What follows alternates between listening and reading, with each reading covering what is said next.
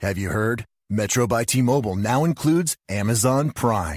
Yes, enjoy the best of shopping and entertainment, movies, TV shows, music, free shipping, and much more. All included for just $40 per line for 3 lines. All on the T-Mobile network. Discover the smarter way. Metro by T-Mobile. That's genius. One offer per account. Offer subject to change. $12.99 per month value. Offer valid for new Amazon Prime members. Metro customers may notice reduced speeds versus some T-Mobile customers. Video at 480p. Capable device required. See store for details and terms and conditions. Aloha, everyone. I'm going to play some music while I connect us with TJ Morris, ET Radio. My name is Janet Kira Lessin, and this is another episode of Alien Contact Organization with Theresa J. Morris, Janet Kira Lessin, and Karen Christine Patrick. So listen to some nice music while I connect us. Thank you.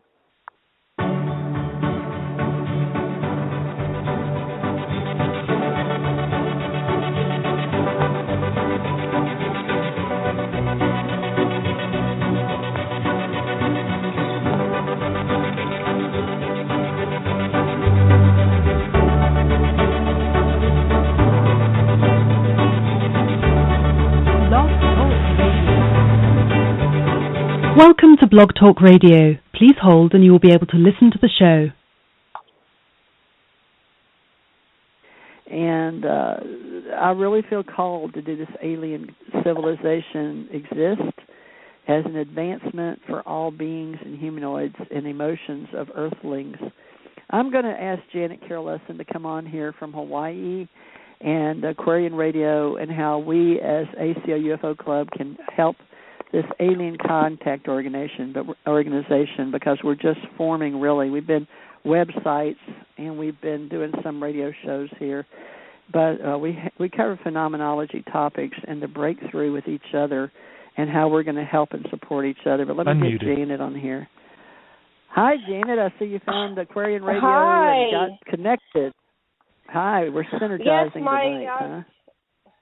I was having trouble, we are simulcasting. I was having trouble getting on because I had been on and then you weren't on and then you got on. So here we go.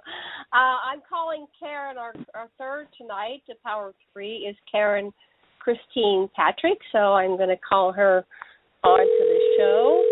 And she's waiting in the queue, waiting behind the screen. And Karen Christine Patrick, are you there?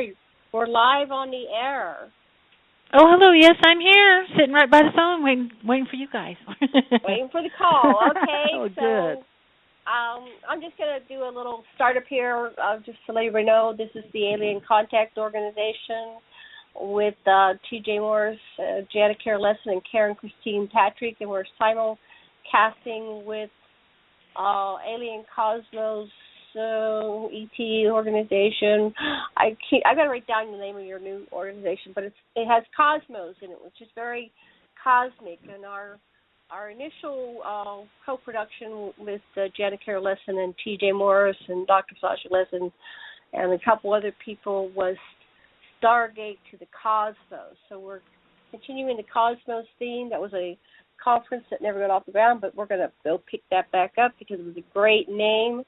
A group of people, including Bob Dean, who is no longer presenting, but Bob Dean was part of that collaborative effort to name a conference, which would be the Stargate to the Cosmos.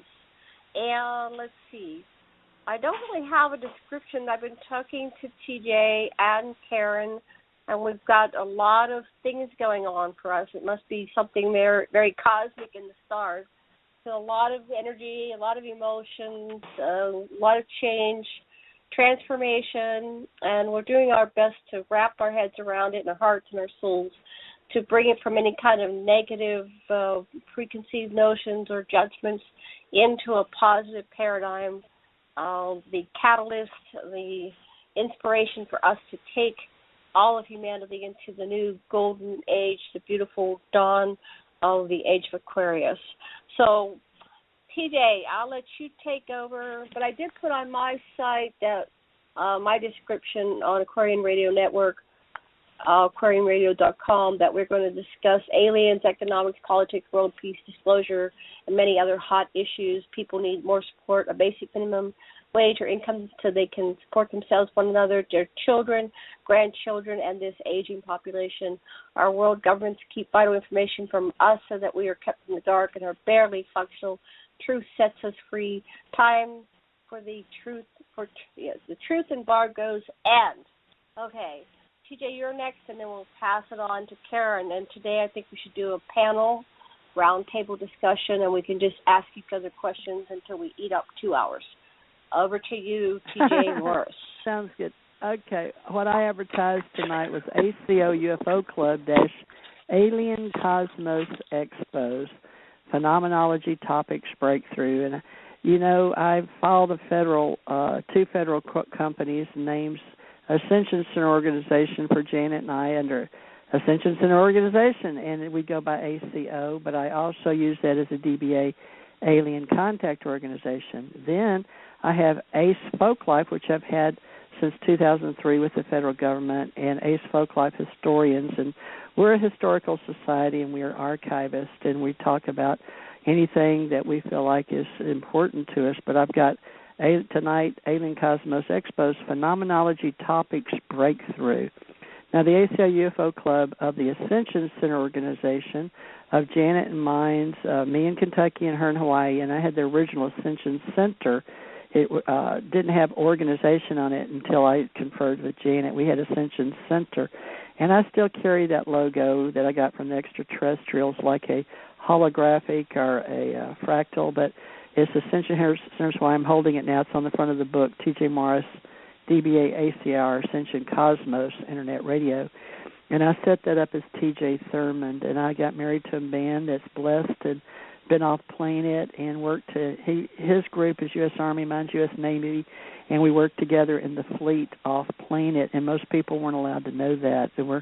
Some people call us the Breakthrough Society, others call us those that are into finding out about people like us, and there's those in the government that want disclosure and those that don't want disclosure. So my psyche is really caught in a schism, but my physical body is definitely present here on Earth, although I've been allowed to do many things in uniform and out, and as a child working with the government and being married to an engineer that worked for NASA, and he ran the big secretary pool where the people would type. And I wasn't working for NASA, but he was. But because he was, and he had such a high clearance, getting all the transmission tapes off the planet, I was able to go in and hear these things. So that I had met Janet, and she was the one that got me realizing my story is my own after my mother died, and that we are the authors of our own life story. And Mother left me a publishing company, although she before she died, of course, she would tell me, we are the author of our own life story, and our family is very proud of that. And a lot of us became writers, and my brother-in-law worked for a newspaper, and then my husband and I did here. So I just feel like Mother worked for big magazines and newspapers in Houston, and then she blessed me before she died and said, Jan, I really want you to continue publishing writing your books. That's our family legacy, and remind all your children and write your books. And Janet came and said, write your book. And Janet's birthday is on her mother's February 6th, same as Ronald Reagan and my grandmother. So I guess tonight would be a good thing, because we do need to talk about all this. And K.C. Patrick, I like K.C. like J.K. Rowling. And by the way, Janet is J.K. Lessin. She's an author. And K.C. Patrick's an author, and I'm an author. And we have learned through the woman's breakthrough that we have crashed that ceiling, and we're claiming our feminine power. And we're going to learn to work together, because so many things have kept us down. And we think the next 8 years is going to be about women taking leadership on the planet. So back to you, Janet and KC. It is KC Patrick. KC, and I'm calling it KC Patrick because Karen Christine's like Theresa Jeanette. I broke mine down to TJ. So whatever you ladies want to do, it's all about. Mm-hmm. Karen, yeah? Your turn to share what's coming off the top of your head with our listeners, and then we'll get more structure here. I was about ready to just stand up and sing I Am Woman after what TJ said. I think it's awesome. My name on Facebook and other places is Karen Christine Patrick, which is my chosen name. I got a divorce, and there was a blank spot. Wife's name shall be blah. After the divorce, it was blank, and I was getting ready to just write down my maiden name, and I went, wait a minute, I can name myself. So I picked the last name of my grandmother's maiden name, which was Patrick, because my family was Irish and came over in the potato famines, and that was the name. And so I named myself after her, and then my daughter's middle name was Christine, so I named myself after my daughter and my grandmother. To because as women, we have our names get changed all the time when we change relationships and stuff. Yeah. And so I just thought it'd be fun to pick my own name, and even after I got married, my second marriage, I kept that name, and I'm happy with that. I picked my own name, and it's kind of a cool thing. But I do use Casey Patrick in writing. I've used it in different things that I've written, and I'm now working to promote a book that I wrote a couple of years ago, and I can tell you guys about it. It's an automatic writing book, and I believe it has my full name on there. But yeah, that's kind of my pen name, Casey Patrick. If I'm going into a situation where I'm a female and I might not be received because I'm a female, then I'll be Casey, because they don't know what that is, right? I don't know if you've ever done that. Rowling gave us that reality out in New York. She did. We didn't know she was a she for the longest time, right? Yeah, they didn't want to carry. Yeah, they didn't want to carry a woman, folks. So I'm so glad you're bringing that up. So thank you, Karen, for bringing that piece. It's true. So anyway, I'm editing, I'm writing, I'm gotten chin deep into some cool stuff about NASA and about everything you guys were talking about, and I would love to share the latest. In fact, I was just answering on Facebook an email about NASA core dumping a bunch more photographs into the public record. And now that I've been working with Dr. Ken Johnston, who is a NASA whistleblower, and he had, I've now seen part of his archive that he had from his NASA years. So I'm glad we're going to talk about that. I'm really learning the manipulation, but it's not just photographic manipulation, it's mental manipulation that our space agency has utilized to keep us kind of hypnotized about what we think is out in space. So I'm glad to hear about your husband's work, story and your story coming out as well. As long as, I don't know, there's some kind of chime went off, and all of these whistleblowers are going, it's time. So there's really a lot going on. Disclosure is happening. It's on, and I can tell different people different markers of what's going on to watch for. So we can get into that.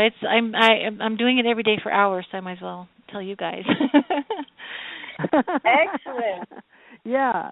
Well, it gives more power to the women. I think time is of the essence. I keep getting people coming on, and years ago I heard this lovely lady, I won't reveal her name, but she was at my house, and we started talking extraterrestrials, which was very unusual because that's not what our group was about. It was about contract. We're talking about extraterrestrials, and she says, well, I'll call the craft in. She lived in a farm in Canada, and she was in constant contact every day with the extraterrestrials, and she said, I can call the craft out. And so we went into this bedroom, which I'm sleeping in now, but at that time it was a guest room. She said, here, just come sit in bed with me. So it was cold, so we were kind of just sitting together under the covers, and the whole environment started to shift.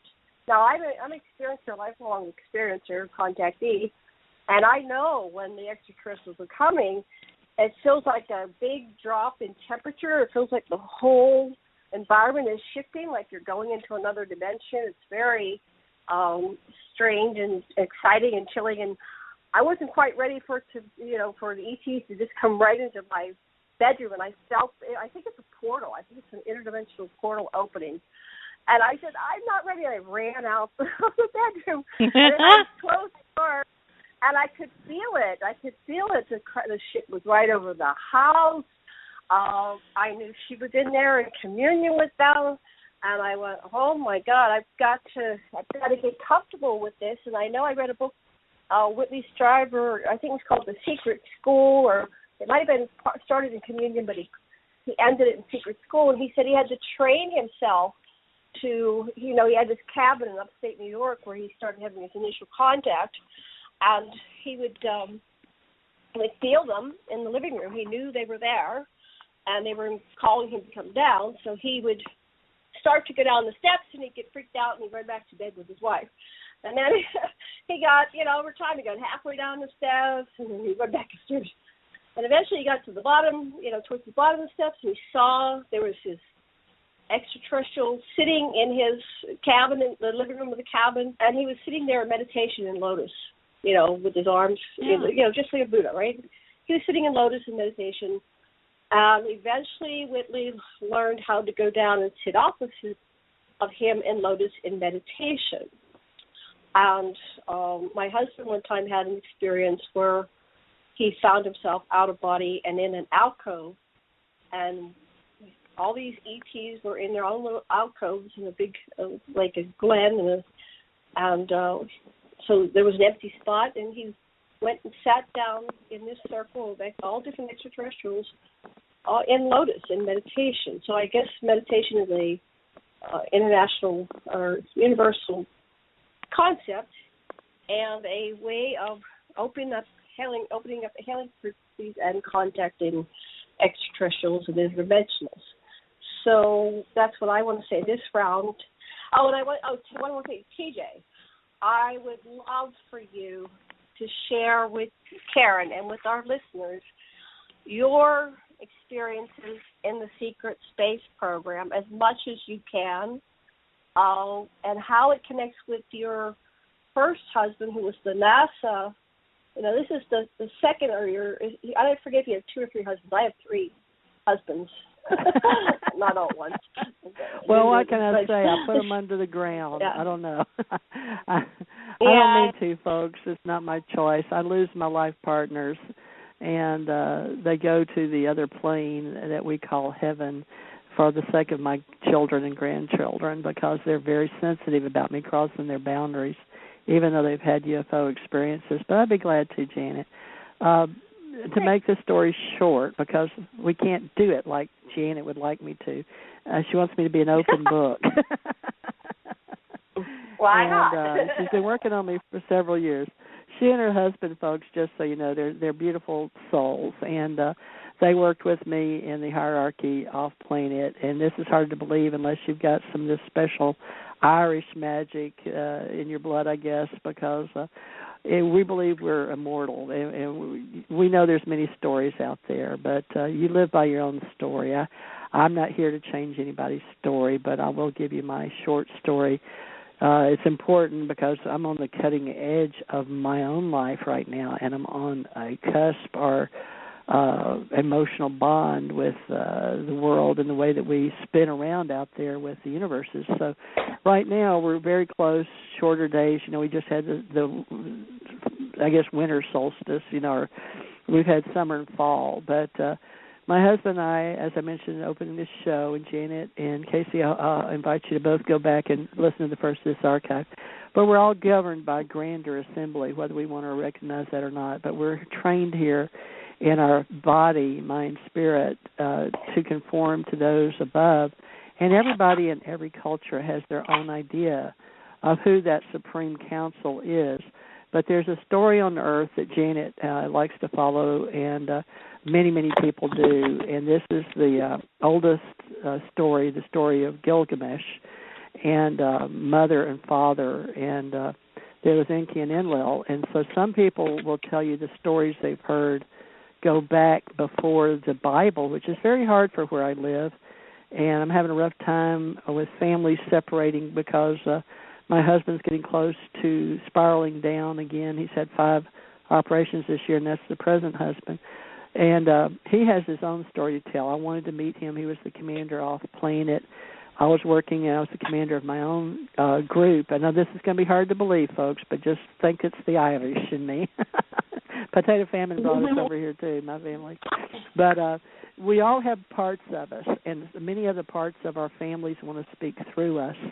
And if one believes in immortality, whether you're talking spiritual, soul level, which is totally different from your physical, but people are waking up to the fact that their bloodlines or their DNA has a part of who they represent on the earth. And we're trying to combine those and raise the movement up. And tonight the breakthrough for me is that I'm having to accept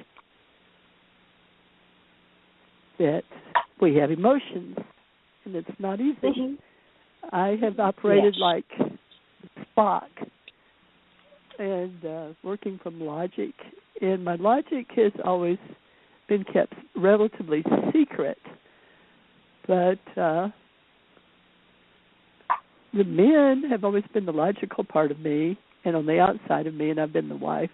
And they've all been very immortal, but to see them pass from here is still hard for me. So it doesn't matter what we may believe we are on or off planet immortally. It's some come with their mortal memories and some do not. And the Irish, for 50, 100,000 of years have kept the oral tradition alive. When people that didn't know what they knew or came with their memories intact, they kept the bloodline separate. Now, some believe it's all the way back to Enlil and, the sky goddess and the earth goddess. Ooh, somebody washing dishes. I'm breaking a noise I hear. And it farts. It's the tea farts. Oh, okay. Mute. Comes out the last. Put your phone on mute. Yeah, I'm sorry. I put it on mute. Okay, yeah. sorry. I'm just. Okay. Well, I'm the thirsty. first husband. Put me on mute too, because I'm on a handheld phone. Well, okay, hold on. Let me go to the radio show and mute you. We'll mute ourselves. Okay, here we go. We're going to go mute. Yeah, that way when you need to talk, you can. I don't like to mute people, folks, unless, like last night's show, Janet just mentioned. We've been having some people tune in, muted and unmuted, that we know are listening, and that's because our work is starting to make a difference with the Alien Contact Organization. And I'm starting to recognize that we're going to share reality in our lives. In other words, what emotionally we're attached to in our memories. And memories are attached to emotions, they're finding out neurologically. So a lot of this has to do with people getting ready to pass off the planet. We're getting into our retirement years, our twilight years, and many people want to speak, including the man I'm married to today, and he was the most powerful. My husband, the first husband, the father of my children, are allegedly, purportedly, and physical. I have strong beliefs that some of them are more DNA enhanced, like myself, called alien ET hybrids. But the coming of the kings back to the planet is a story that's been told over and over again, even in the King James Version. And so many people, because it touches their emotions, and our reality has been clouded in what we call a veil in the metaphysical world. We call it when the veil is down. And phenomenology is now all about bringing that veil up, but it's still going to be like phenomenon for a lot of people. So with me coming forth with what Janet's asking me to do is very, very hard, because it means I'm going to have to find those memories attached to emotions. And those emotions I've kept suppressed for many, many, many years, because I had to operate in a world that doesn't allow people like me to speak. And those are the powers that be that control this planet in politics and religion, even in our folklore culture, in our folk life, where we represent this historical archivist society. I was doing it in a secret way, but still in the academia world through the universities under anthropology and bringing out folk life. And I even, Janet and I, it's no coincidence, her husband's an anthropologist and a PhD with a master's in psychology. So all in all, this story is all involved with how I got to be with you right now. But Janet wants me to break it down. And the first one at NASA, because Karen happens to be working with a fellow former NASA person that I worked and lived around a lot of contractors that worked at NASA. And in 1967, I got cleared to go to Washington and I had filled out all my government papers for the first time. And there's a long story because I was a teenager and I didn't know what all that involved. But on Wednesday, May 3rd, 1967, I was in a newspaper in Houston, Texas, where all this began. And my husband was up for going to Vietnam, and he had a 1A. We had a real draft back then, and he was drafted, and he had to go down and get butt naked. His name was Stephen Lee Parrish, and he was a trumpet player. He had 5 scholarships. He had a wonderful life, and he and I both lived in back then was sort of a NASA community, brick homes, things in the 60s, and everybody was all excited because we were going to space. You know, we were all excited.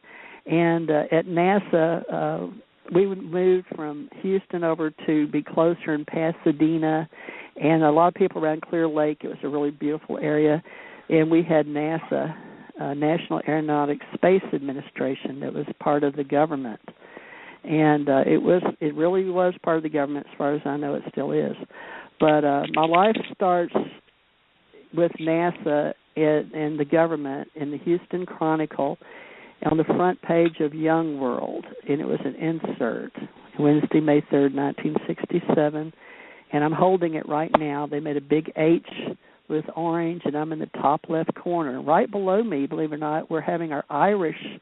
I got to wear Irish kilt, and we got 3 of the girls in our costumes in the bottom part of the H, and the right side in our tap dance with our black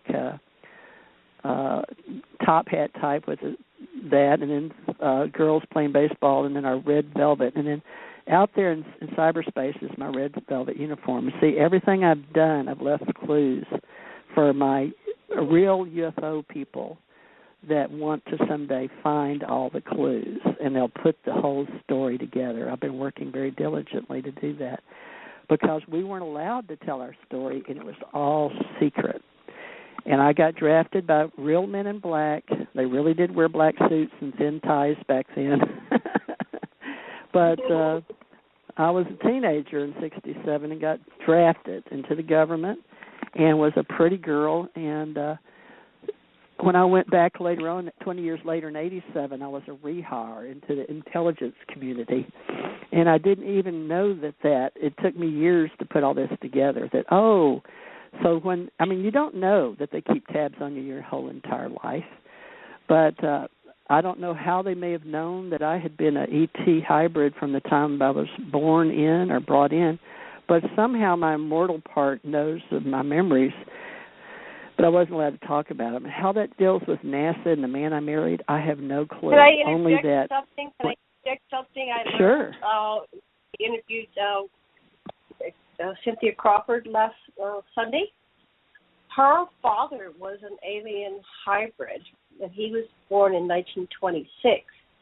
He was part of this group that was doing experiments on a boat off of Korea, and he agreed to let his wife be impregnated with it was his sperm, her egg, mixed with a alien hybrid mixture into his wife's womb, and then that whole process made her really super fertile. So a second child was in the womb, carried. So Cynthia was a twin, but Cynthia was born outside the amniotic sac, and her twin that was conceived naturally was born inside the amniotic sac. And before her father died, he confessed that he had permitted this to happen because he wanted to be part of this secret military program where he was almost an MD. He was working towards his MD, and they were working with this rejuvenation system, which we've talked about before on shows, where you basically, and not Corey Good, but Randy Kramer said basically you can restore your limbs. Say they're all mutilated, or like Tom, if he was willing to do this and be part of this project, he could literally regrow his legs. So Randy had lost his head a couple times. They could pretty much bring you back from the dead. I guess if you got blown into bits like what's his name? The god that was, what do you call that? Anyway, the god. Osiris. Thank you. I knew one of our brains would have it. So I'll let you go back to your story, but I think that the alien hybrid, human hybrid program has been going on for thousands of years. If somebody has the continuous memory that you and Tom, they call you the first generation of the super soldiers, and there's a lot of 20, 30, 40-somethings out there that are now coming out saying they're super soldiers, and I don't think they know what to call it, but they are genetically enhanced. And so back to you, TJ, and then we'll pass the talking stick to Karen.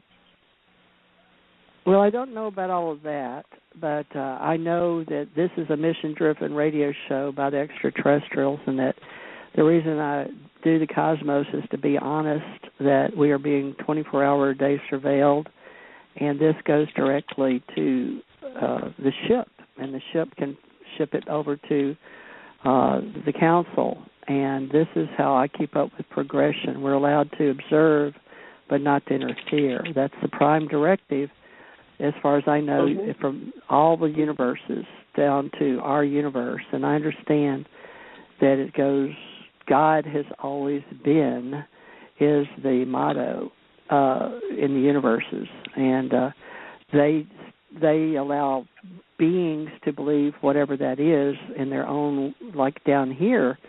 Humans seem to be off-planet different, and that's just from my personal experiences. But Janet and I were talking about people here today calling people, UFO people and the Tin Hat Society, and even some of the radio station owners that I know about. I work for one of them, but they don't believe in UFOs, or they make fun and have Tin Hat Society things at the alcoholic parties, and I'm not participating in those particular radio shows anymore because of my morals and integrity. But I won't mention them, but I've been on their shows before.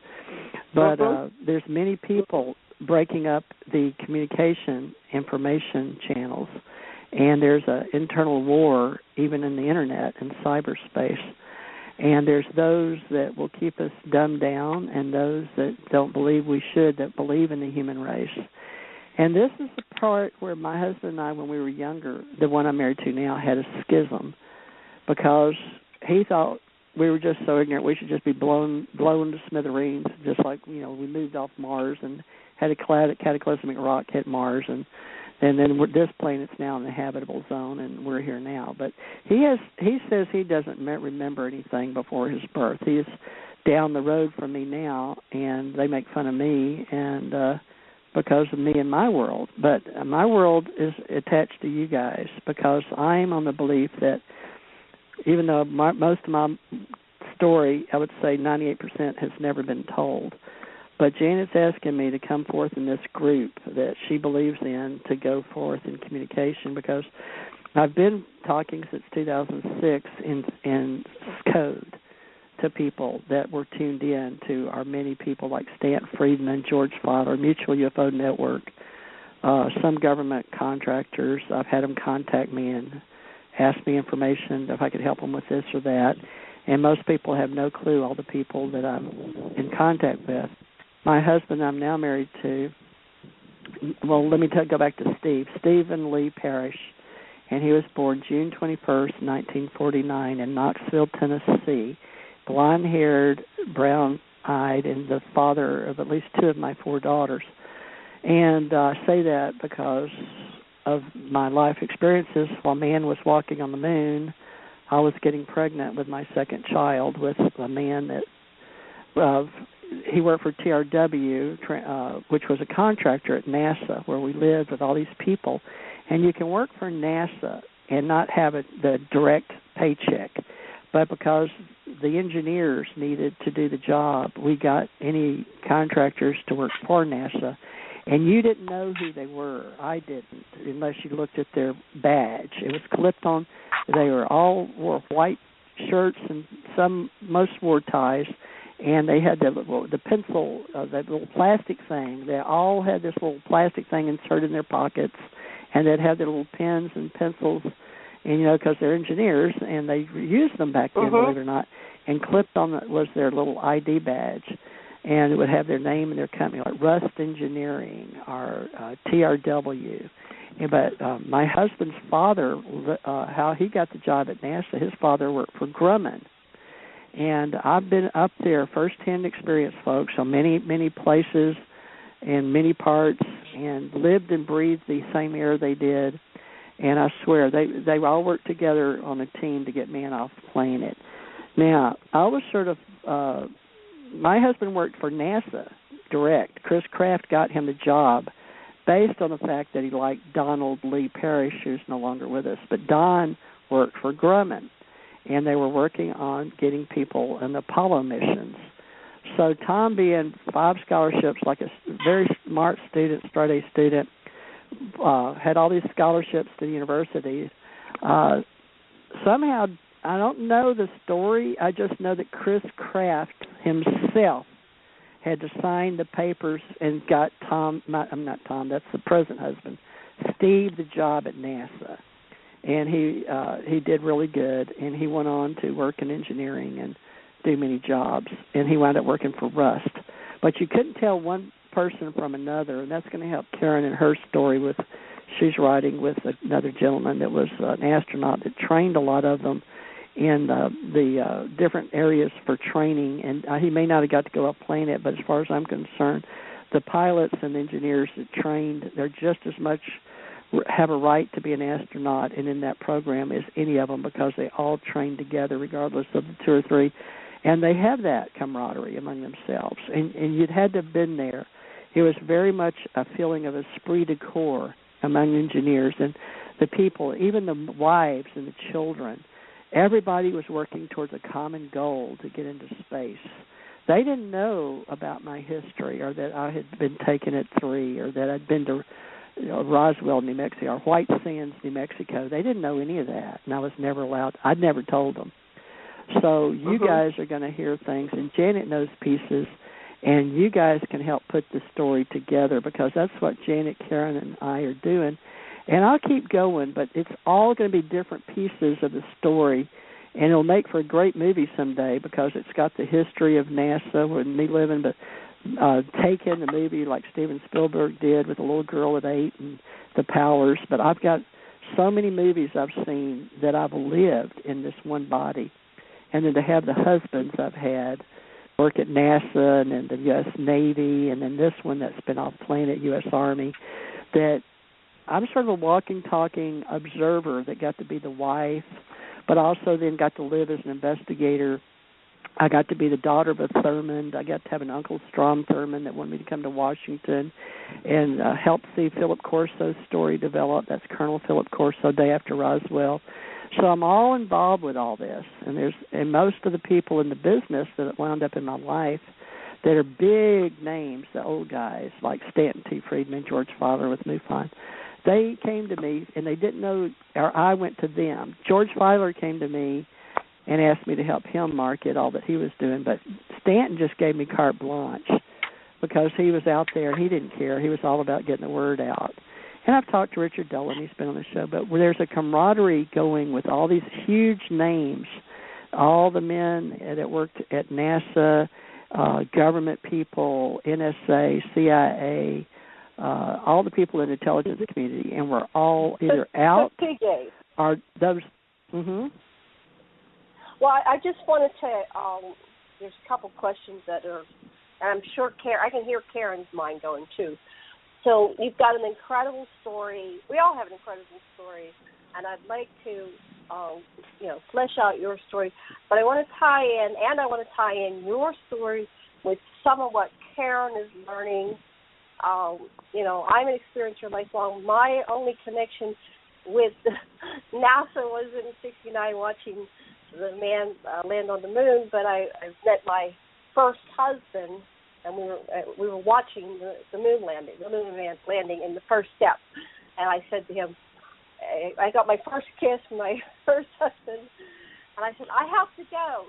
they're about to take the first step on the moon. So he went home, and I went home, and I watched the first step on the moon, and then my sister was there, and I said, I just met the man I'm going to marry. I was 15 years old, right? But I've always done things. So I told her, this is who I'm going to marry, and it did come fast. Karen, so TJ has this huge military and NASA connection. Do you have any questions or feedback or things to input at this point? And we've already almost an hour into the show. Okay, go ahead. Wow. My head's spinning. Can we just talk all week? It'd be great. Or all night, at least. No, she says, everything she says, because it's experiential, she's an authority by experience. And that is something that's been downplayed for a long time. The people who've had these experiences have, for different reasons, been disinclined to come forward. Some kind of gong has rung, and all these people are coming out and feeling like it's time. And I want to say one statement, and this is I'm a contactee, so I'll just get that right out there. Occasionally I'll hear some phrase, and it's like a da-da-da-da, and there's a phrase. And it pops into my head. It doesn't seem to come from any particular source, but it's very big in my head telepathically and profound usually. And one that came to me in this year, was, there is no was, there only is. And it has to do with the fact that humanity is in its little tiny village of a planet, relatively speaking, doing its thing. And outside of our realm of consciousness, a whole heck of a lot is going on that we're just not, generally speaking, tuned into because of something like the Prime Directive. We're being allowed to develop our civilization right now kind of on our own steam and without too much outside influence except some subtle things. Keeping ourselves from blowing up. It might be one of those. Blowing ourselves up. Okay, so what this concept was, they were telling me, was there is a populated universe, multiverse, solar system, all of it, paradigm galactic, that's the term they gave me, and that it's doing all the things. It's very busy. It's multi-dimensions and all kinds of civilizations. And we're kept in an idea that there's a way distant past where we were monkeys dragging our knuckles on the ground and or we were created by some creator being and we've been evolving or whatever to the point where we're now spacefaring, more or less. And that there's some kind of progression there. We started out simple and primitive, and we got all the way to here, which is now we just think we're the pinnacle of advancement now with a space shuttle and whatever. Well, I guess we don't have that anymore. We have a space station, but no shuttle. Okay, so here's the thing. We're now coming to a level where we're ready to be told and informed of how everything else in the universe operates, more or less. We were told by many different means, but since we're all kind of Trekkies in this bunch of gals here, me from an early, from the day one, I was hooked, is that it's like a Star Trek universe. And a Star Trek universe is presented to us in fiction, which I don't think is that fictional. Gene Roddenberry was an informant. and there's the Klingons and the Vulcans and the Romulans and all these kind of spacefaring ones going around about the universe, going to planets where they might meet interdimensionals and time travels and all of that. That's all going on, okay? So we're being told what is. And when we go the distant past the Adam and Eve, story, and further back with the Sumerian stories, and even further back before that, and the stuff in the stories of India, their folklore, which folklore is a great place to go to learn those stories. There's an indication of spacefaring beings that came here on spaceships for whatever they were into at the time. Apparently, the Anunnaki were looking for gold. That's one story. So back further, we get back to space again because that's where we're from. but we're not told Mm-hmm. that. We're given a story. Like, once upon a time there was whatever it is. Which, if you don't want to believe the creation thing, then you go over to, we kind of bounce back before the monkey and the creation thing. But, maybe there's a whole different other story. But that's kind of the big fight, right? In the schools, what do we teach about origins? If you're Native American, you're going to be talking about Turtle Island and a lot of other things. You go to other traditions, there's going to be other stories. And this idea that there is no was, there only is the fact that the universe is cooking along, doing whatever it's doing. We only have the idea of a was, that once upon a time something primitive became something more complex. And we're now complex enough in our pattern of our society, modern enough, to be told, if you told a person 1,000 years ago around a campfire, well, if they were indigenous, they would believe that people came from space, because my Native American ancestors believed that, because they were told that. But generally speaking, the average person who's wearing the tinfoil hat and mocking us is not knowing that they're going to crash that tinfoil hat right into reality, and that is there never was a was. It's always been this way. We just weren't told, and our science and religion and politics has joined together to keep us kind of in the dark and buying stuff. This is because their motivation is money and the monetary system and keeping all us under control. So when we get together and we talk, us girls, because of our personal experiences, which are, I want to say they're unusual, but when people, if they're listening right now, they're probably a person that is having dreams, visions, and experiences where they're curious and they're coming to a show like this to find out, what is this about? I get with people and they go, is this true, is this true, is that true, that they've seen on Ancient Aliens and whatnot. And our personal experiences were like, I don't know about you guys, but I've been terribly confused most of my life because I would have experiences in no context. Now that I'm older, I'm given the context now. I've worked really hard to understand it. So now I know that if we have a secret space program, it's just because we're just joining the club. We're just joining the club of other spacefaring races. NASA was I tell people what I believe NASA is. First of all, it is military. And it is a front organization, and it is a branded organization. It's a brand, like a corporation, to give us a narrative about what space is like, because most of us can't go there, so we have to believe them. And so when I was a kid, I was 8 years old during the moon thing, and I was terribly excited. I happened to have a visual thing, so I had these huge Coke bottle glasses. I was just this little nerd child. I did have my hair cut like Mr. Spock. I always had short hair. And I was running and looking at our TV and running outside and looking at them and trying to see the guys up there with my Coke bottle glasses. And then I said, hey, Dad, let's get the telescope. I want to see them. And he's like trying to explain how really super tiny they are, and I wouldn't be able to see them. And I'm running in and out, like trying to sort this thing out. And, man, I wanted to work for NASA. And for two particular reasons why I didn't work for NASA. One was the aforementioned Coke bottle glasses. I wanted to be an astronaut, and they weren't exactly taking people who couldn't see past their nose, which is, a good thing. And then I was a girl, right? It's like they were. I'm glad they took you, DJ, but they kind of were. You saw astronaut boys. We didn't have a woman land on the moon in that, show that we were shown. It was we're back, I'm just now, that's before women's lib and all those things, and women were having an experience, but it wouldn't have been that one, where they'd be a pilot, where they'd land the lamb on the, moon. And so I was terribly disappointed. So I tried to get into science, and not only did I find out I had visual issues, but I found out I had math dyslexia. So, dang, I wanted to be an engineer. I couldn't, I would transpose numbers, which is really not good if you're trying to build anything, because, if you do that, it'll crash or break or whatever. I got as far as I got in computer science, and then I was trying to finish computer science. I'm going to do that.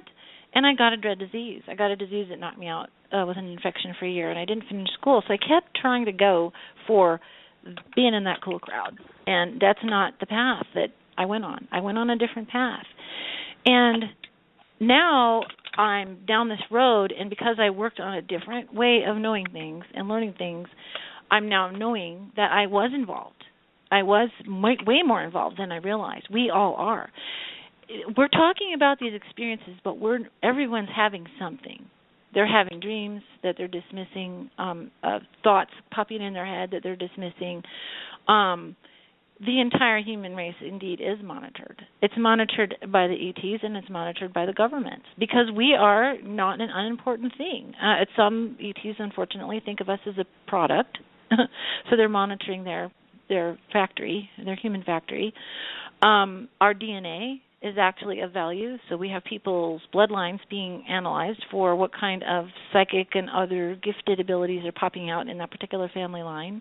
And so when you have stories, when you sit down with the grandmas and the grandpas and the aunts and uncles and you find out, how far back in your family, if they're willing to tell you, how far back in the family that there was psychic capacity or there was, Irish. If you're Irish, you've got a certain DNA set. As far as being in a hybrid, as far as I can tell, my hybrid nature that I've discovered is being Irish ancestry combined with Cherokee ancestry, and that Celtic Native American combo is called the blessed blend, and a lot of very gifted people come out of that because I think that we have capacities reinforced. And so those two bloodlines coming back together reinforces certain capabilities. And this, you'll find an awful lot of super soldier types of people have that blend in them. Not all. I think humans are special. They call it the no matter royal what their DNA is. blend in the ancients. They call it because they came from the original that supposedly, allegedly seeded this planet originally. Yes. And they wanted to keep that. Even the Dogon tribe has that same story. But anyway, they call them a certain thing. But now I don't agree that we were all dragons or reptilians or all that. I just have trouble with that. But that's fine. We resonate with what we resonate with. So, they say the way we're taught, and we're going to have to separate this into eras. I've got a magazine called Era Cop. No coincidence. It's for Educational Research Association Community Online People. But when you break down the acronym, it's ERACOP. And the reason is I break my life down into all the stuff I know before I got to the planet, and then I break it down into having to have that separation, ET hybrid story of immortality that goes, okay, now I have to blend it with now I'm human, and I have to have my ET family and my human family, but I have to live on their planet and be secret, so I've got to live by their rules. So, yes. And after that, then I break it down into the government and working the NASA, the government, that group, and then me in uniform. So I have to separate that as that. But it's all eras. And this Dogon tribe, even back then, they had clues like we do. They may not talk about it in their inside matrix with each other, but they'd wear their little grass skirts and do their little things and talk about the people from off planet, okay? But a lot of people are combining all those stories together. So my ERACOP group, folks, is my research people. But gradually you're going to see there's a method to my madness. But right now I'm still dealing with people in radio stations that have us come on and say, yeah, you can be a host over here and tell your stories, and then on the back group they all get together, and drink and call us Tin Hat Society or Tin Foil Society, and that just chaps my butt because they use us and abuse us, But I agree. That's probably been done. That's not good. So I've got my own, Janet's got her own, and Casey had her with some other people we knew that was here. But she's totally welcome to be co-host or be a part of this new organization because I really want to see Alien Cosmos Expos go forward. And Janet's going to go to Canada to do Alien Cosmic Expos with the Canadians. She's going to go up there and talk about, I think, her Anunnaki story and all that. But there's eras, and you'll hear the medieval. You've heard of medieval. You've heard of pre-Achaean, agricultural. And so, there's the Aegean mother goddess Danu and Argos god. But what we're talking about here, folks, is eras in time. And in this Alien Contact Organization, what KC's helping, there's the benchmarks.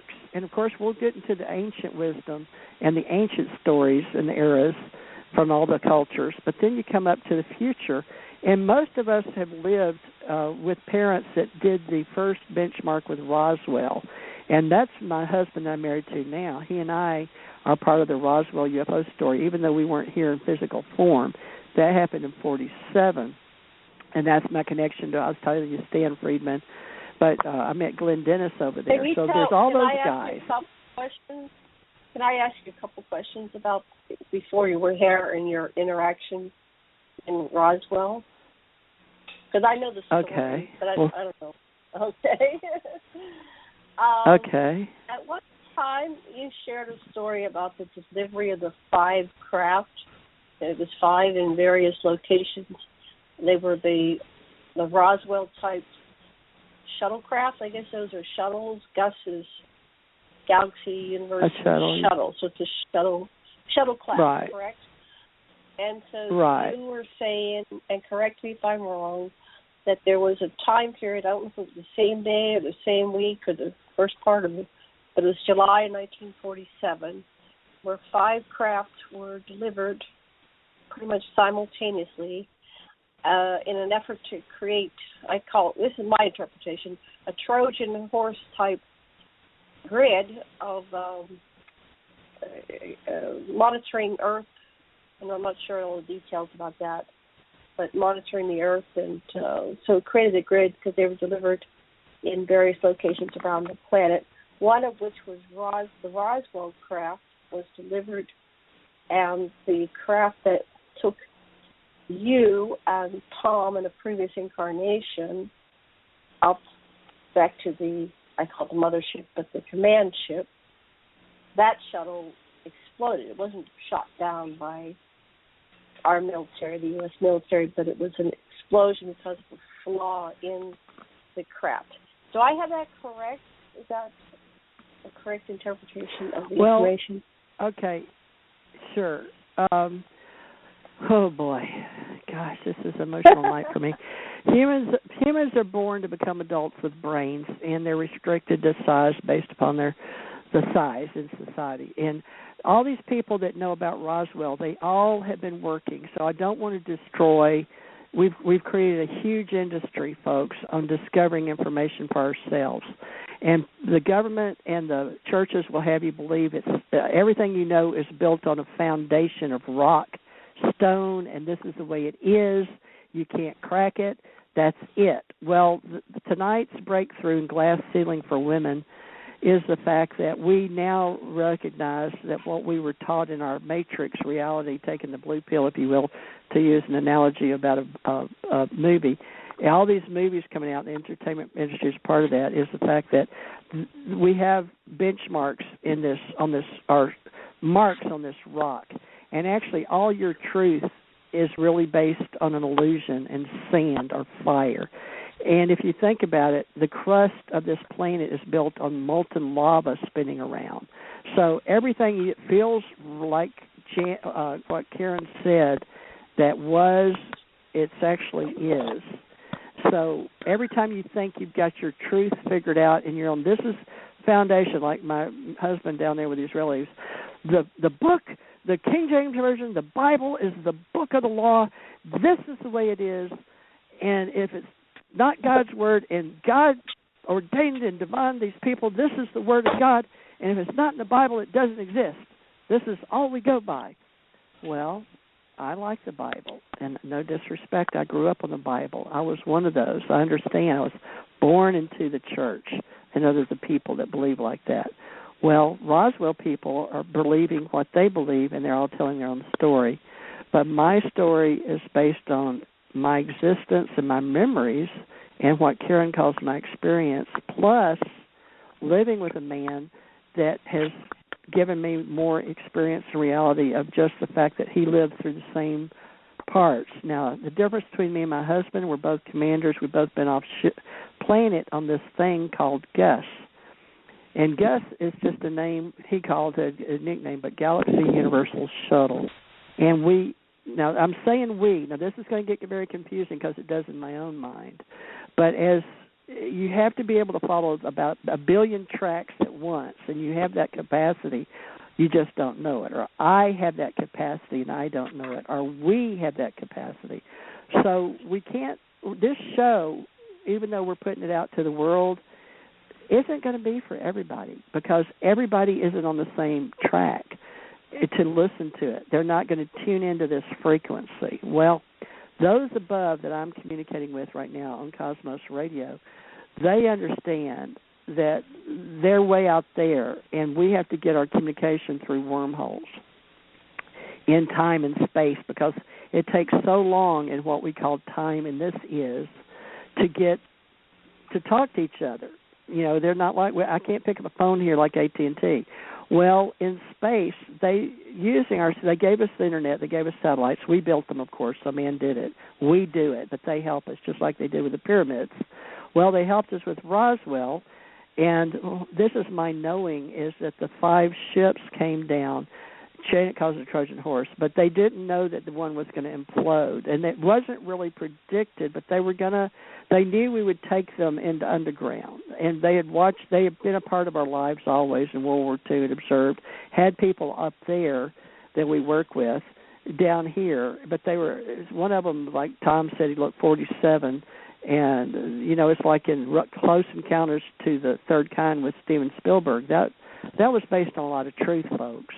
We come and go off this planet, and what Janet calls the secret space program. But there's a lot of people in your rock world on this is the Bible and this is the way it is, and I go to school and I understand science to be this way. Well, all those people are really waking up to the fact, at least those that are realizing they're waking up in this new paradigm after 12/21/12, that, oh my God, what I thought was rock is now sand, and they're breaking it down even further in the matrix. Those 5 ships were put here because when you send information up, we've got 5 these major 5, if you look from up above and look down, and we send our communication out, we needed those ships strategically placed to get this information from here to there. And they go up to our command flagship, and then from there, we keep monitoring this planet. Now, see, people don't know that there's these people. That's part of the rock. The rock says, no, it's like what Janet calls it, the Star Wearers. No, they do the Obi-Wan Kenobi thing. You do not see those people. They do not exist. No, if you think like that, you're crazy. Put your tin hat back on. Do not receive signals from out there. Well, these people are real, and so were probably all the ancestors that called them gods. And last night we were having a Bible thing, which we shouldn't have been doing, but we were. And these young little people, they're in their 40s. You know, well, where did God come? Where do you think God? You know, and they were really wanting to argue about, you know, heaven. They really think they've got this story figured out. They take their Bibles to work, and they have Bible study, and then they'll get with other people that don't believe in the Bible. They'll have all these banterings. Well, my husband finally said, well, she's got a point. Well, where God came from off planet, so he at least got these boys that only believe in the Bible to say, well, yeah, because they know God came from off planet. They can go that far now, and that was a stretch of their imagination. That's good. But what Janet's talking about is the stretch for our imagination was to realize, and I had some trouble putting my past memories, who I knew I was, with my people that we call ETs, with my people that worked at Roswell or White Sands, and then my husband's at NASA. So I was having trouble with my rocked, you know, I went to school, I did the majorette thing, you know, I was Girl Scout, and but I wanted to go into the government, although I didn't realize I was already programmed and all that paperwork I signed in 1967. I was already in the government, okay? And it could have been because my uncles worked for the Air Force or NASA or White Sands or Los Alamos. Seems feasible to me. So that's what Janet's here to help prove, is there's various levels to this layer cake. But the 5 ships, yes, they're real. They're on this planet. They send everything back, and we also use the satellites up in space. But we the people on the planet and those that are born here are the same people that are at what Janet calls the secret space program, that are out there. And then there's those that they say, oh, you're not supposed to come back here and stuff, or the NASA people and the moon people. But my husband and I were told there wasn't anything on the other side, and I've been there, and it's freezing-ass cold. So not to disrespect anybody the way that we are set up, but you got to take your mind higher than the solar system, higher than the sun, and you got to get out there, out past the Milky Way galaxy, And I had Stephen Long on here, and he's real smart. Freezing as cold. Where's it freezing as cold? It's on the dark side of the moon. It's where we stay hidden in our ships. Some of our ships, we stay out of reach of the satellites because these stay on the dark side. But then we go over clear Mars, and what you were hearing, and you were trying to find reality in your own mind with what I was saying or what Tom, and you'd take it and reassimilate it into your mind, and how you perceive what you're hearing is the fact that, yes, we were on the dark side of the moon and we stay hidden and they can't pick us up, or we go to around Mars and we stay out there. But what it is we're hiding. It's just like with CSETI. I told them, well, we're using microwaves, so now they're doing the microwaves. But we still will change frequencies and do things so they'll never find it. There's so many ways. It's so beyond your capacity you can't imagine. But see, I am me and we are we, and I'm here, and I'm in human form. So I have all these realities. So Karen's on the mark. I'm happening in all these places. But to try to explain it to the people in this world is beyond, I don't even know how to do it. I can't even speak right in the English language. And see, people would expect somebody like me to speak every language. Well, off planet, these 5 ships, when you're up there on the flagship, you have a translator, and I can understand, and we use the SP a lot, but we do both. It's not one or the other. So the way I'd like to explain it, folks, is all of us here on this planet, think of us as the fish in the sea. There's all kind of people that are off planet with their own universes, and they may have people down here that they've found. And this is the thing that I understand from the council that I work with, that they found this place hundreds and thousands of years ago, and there were people already on it. And they've been watching us evolve with what KC says, with all these strains. Now, this is what I understand, and we're sort of an experiment. They're very proud of us. But they've also taken us to an advancement that over millions or hundreds of thousands or millions, that we get so up into where we are, and we don't know because they've torn down all the buildings, or Mother Nature or the molten lava or the tectonic plates flipped over it, or we flooded it, that we don't know what was here before us. But we get up so high in the technological advancement, and we kill ourselves. And as far as I can get on the technological standpoint, is nuclear is in everything, in everybody. And the zero-point energy and the power of 3 is all about, I can create anything instantly. It's just like Jesus did in the Bible. You can do that. Right. It's very simple. But you have to have the other parts of your mind levels working, all parts. And so neurologically, one of the final frontier was like all the fish, and our ceiling that we're breaking tonight, the ocean has all these ripples on the top, doesn't it? And these waves coming with the moon, with magnets, and we're working on magnetism. And we know that. But as long as we're just all these little universal fishes in the sea, we're swimming, and we know we have to be in the water to breathe. So we're on this planet, and we know we have to have air to breathe, and we know we can't leave this. So we're in our own little goldfish bowl, and what keeps us in is the ozone layer, and we're damaging that. So we're all breaking the ceiling, knowing we have all these stories, and somehow between KC and J.K. Lessin and T.J. Morris, we're going to come and bring all these stories and let all these people with all their stories, we're going to write a new reality. And we can either accept the cataclysmic, it's all about revelation, and if you read the Bible and you know the world's going to come to an end, and look at all the signs, and this guy wrote about it then, and it's happening now, and look at Nostradamus. Well, you can buy that story, or you can buy our story. And I would like to think our story is about, we're going to get everybody's stories together and create a whole new reality. And that's what the 6th sun and the 5th earth story with the Mayans is about. It's about doing the same thing we've done over and over and over again. It's just our souls, as far as I know, chose to come and be and do this. And all 3 of us wanted to work together. That's my soul story. The new story. That's your soul. The new story that we're co-creating as an experiencer, and I have a lot of this information, but not in the same way that you have, because I wasn't in the military, although I was on a military base for a little bit over a year, and I went to the, oh no. Can you hear me? You went to the oh no? I've been there. Oh, yeah, the power just went out. The power just went out. I've been to the oh no. I hope I go to that oh no place a lot. Oh no! It's communication. Well, the power How are we going to communicate?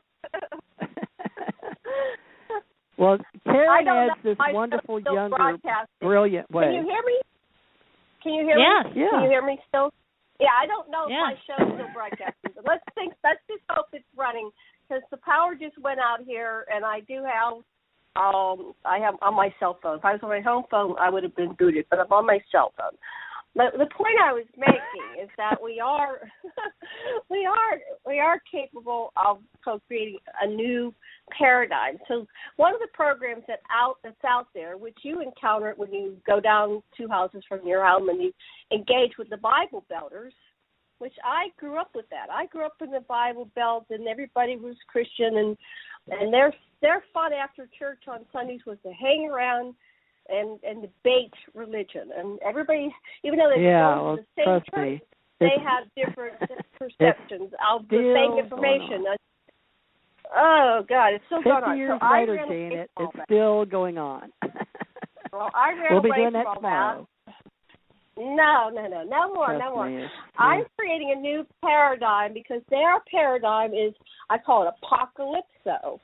Let's all go to, this is Revelations, the last book of the Bible, is about getting all of humanity into the doomsday machine, and we all die, and the good people get to go to heaven, the good people get to be raptured up. Even they take the rapture stuff and they make it the ETs are going to take this up, and every generation they twist religion into another. It's a mind control manipulation. People out there who are embracing religion are going to hate me. And there is spirituality, there is God, or there is source, and there is connection to the divine. I'm not throwing the baby out with the bathwater. This is the story of manipulation, and it goes back to the Anunnaki. And basically, there were too many humans and not enough Anunnaki. And in order for a small group to control a large group, they had to put in psychological manipulation, which was about making humanity worship the gods. And they put that in, and they know they're using 100% of their capacity of their brains, and they dummy this down genetically, and we have 256 different strands of DNA that are turned off that have some purpose. They're not junk. There's no junk DNA. This was all intentional. Once you get that, you go, okay. Well, we're going to wake that junk up. Wake up, waking junk. the junk. That's what people. So one of the things is I am very telepathic, and we're talking about the communications. And when you're communicating, it's in symbols. It's in concepts. It's not even broken down into a simple language. It's not broken down into an alphabetical type of language. The communication is on a conceptual level, and people who are in this level of communication get entire books in one thought process.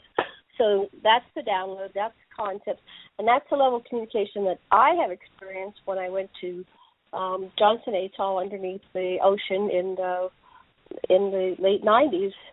And so I know what it's like to communicate telepathically. So am I special? No. I think that is a human capability, that we have this DNA, and that's what prayer and meditation is about. And so once you realize that you can do things and you are effective, that's why recently, because of all this terrorist stuff in Paris, people are starting to rally around, we're going to do a universal global meditation. What is meditation? It is telepathic communication with all people focused on one intention, which is creating authentic global peace and getting these terrorists or these people that are programmed by religions that, if they do something like blow themselves up, they're going to get the 40 virgins in heaven. This absurd stuff that's going around in the name of God. I don't care what they have here. It's just what they think they're going to get in heaven. But that's their perception. And as long as That's people of war that are program. controlling the world planet with here on physical, let's kill each other because it feeds the people and it keeps the money flowing. That's only one of the tracks in our human psyche.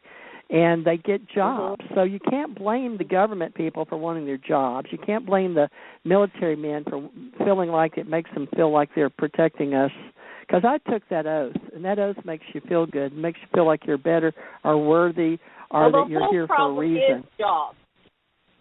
And this is a piece that Karen brings to the table. I don't know if you quite get what I'm saying, but we've been talking, Sasha, Dr. Lessin, I've been talking about jobs, that the only value a person has is their job or their money, and we need to revalue human beings not based on, what they do or what job they have, but on other systems, because it doesn't respect consciousness when it, you're a junk person, you're a bottom feeder. I've heard that's called bottom feeders because we don't have a job.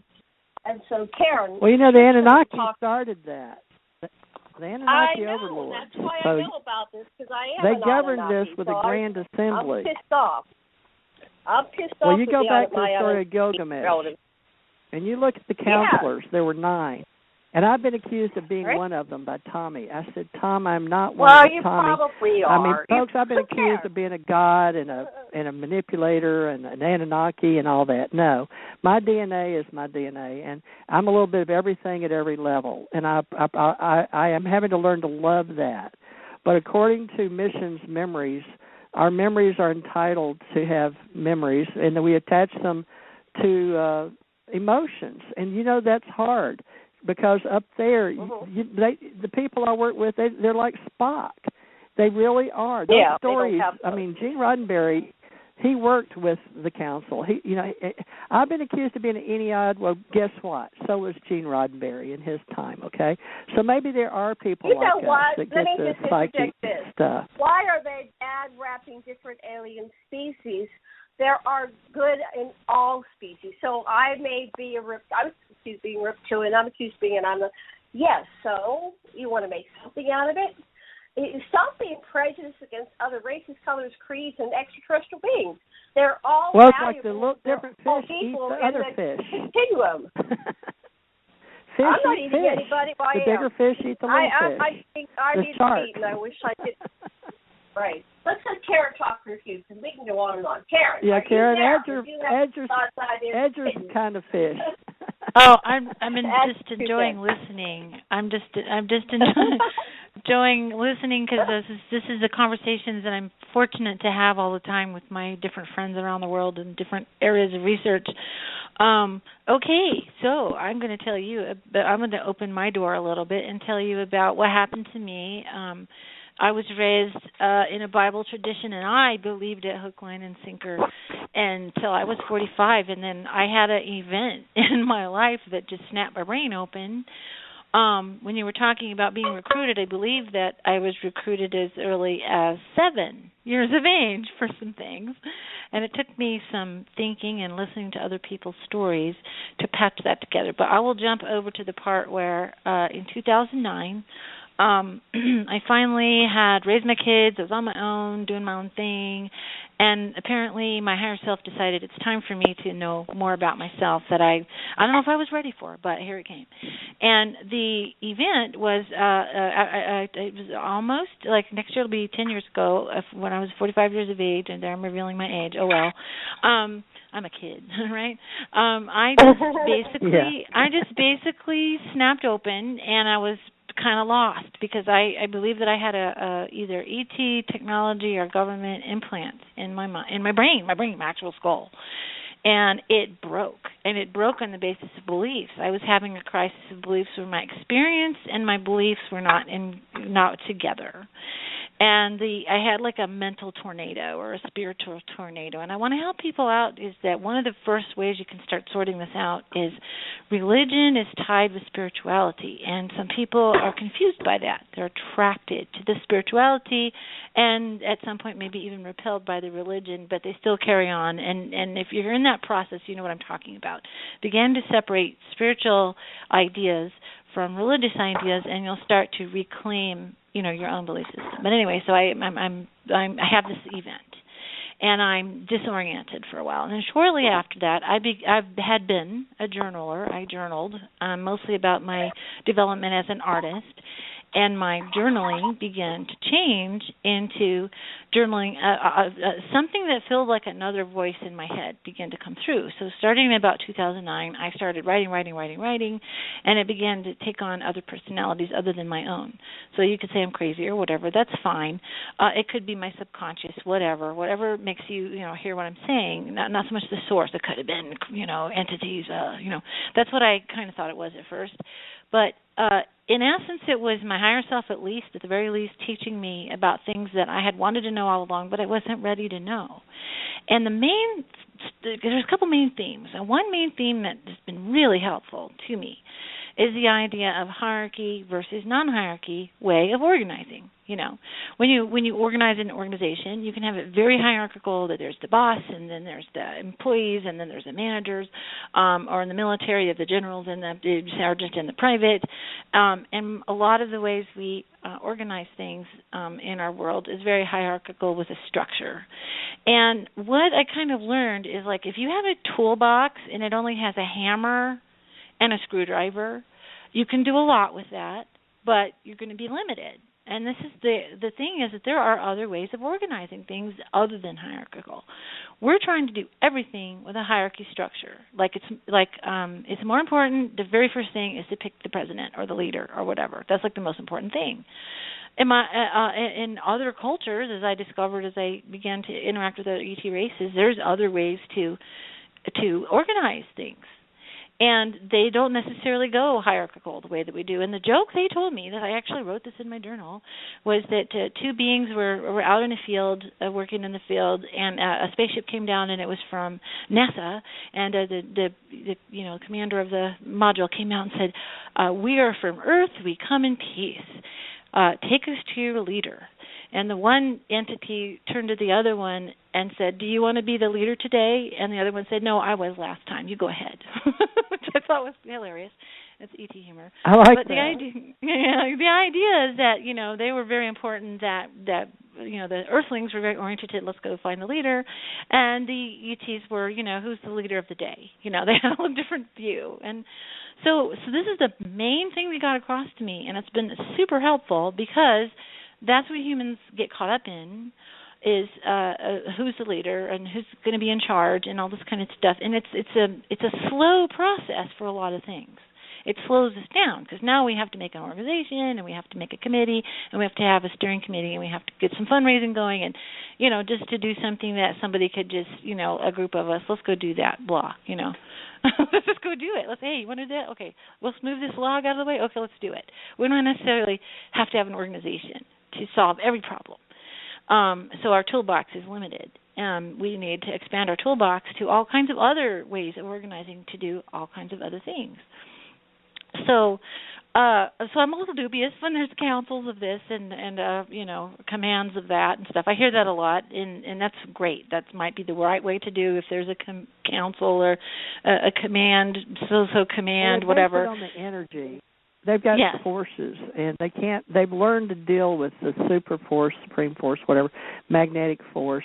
There's laws of nature that they can't undo, because, I don't know, the God, that's why they always say God has always been, because you break down from the people that we still have forces to deal with, no matter what form.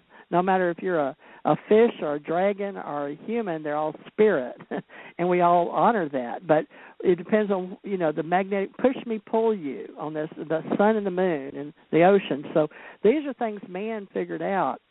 We're going to need some more people, because this forces, we can't deal with these things. That's the whole key to those pyramids, is not the fact that for them they were just markers in space. So everybody, go out there and figure out what's causing them. If you get the clue that, I wonder if there's something bigger between man and the world, and what made those pyramids, well, that'll get you thinking about the forces. And they're pointed through Orion, and a lot of the beings down here, they had to think about, I wonder if that's got anything to do with those things up there. So they kept you connected. They give you clues, but they don't give you the answers. They don't give you the solution. if they can just get you asking the question, because you're stuck down here with the rest of us for a short time anyway. So it's all a game. You can think of it. So we're all stuck down here, below the ozone on a planet that's evolving molten rock. And one thing that helped me to, of course, dying a couple of times helped me realize, oh, shit, I'm back here again. But the thing was I wanted to come back. But in this time, I am going with the flow. I don't care about the council and all that. They know we don't. My husband's told them to stick it. But, they asked me, and I asked for the job. So now I'm communications officer. He's dying by choice. He left up there, come back here to die.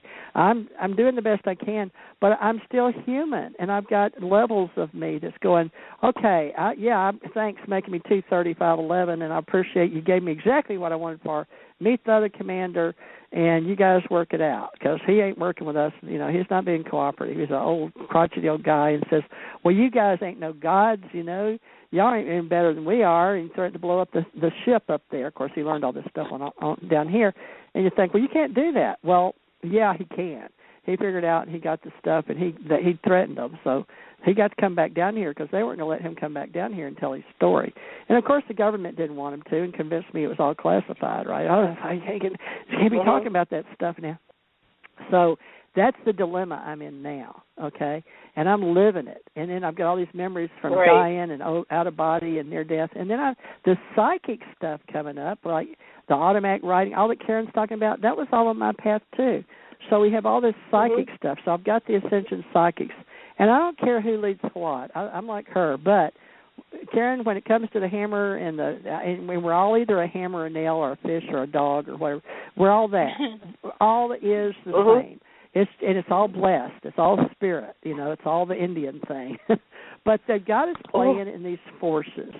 So whenever y'all are writing your own life story, remember there's only so far you can go, unless you know something I don't, because I'm stuck down here in a body too.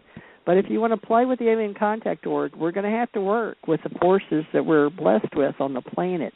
But I can tell you, if y'all keep working with us, we got to do something about this fossil fuel, because that ain't working to get us off planet.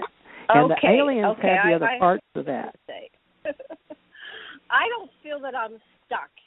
I think being in a human form is one of the highest paths to take, and it's a blessing. It's a blessing. And I didn't mean you're stuck like that. I mean on the planet.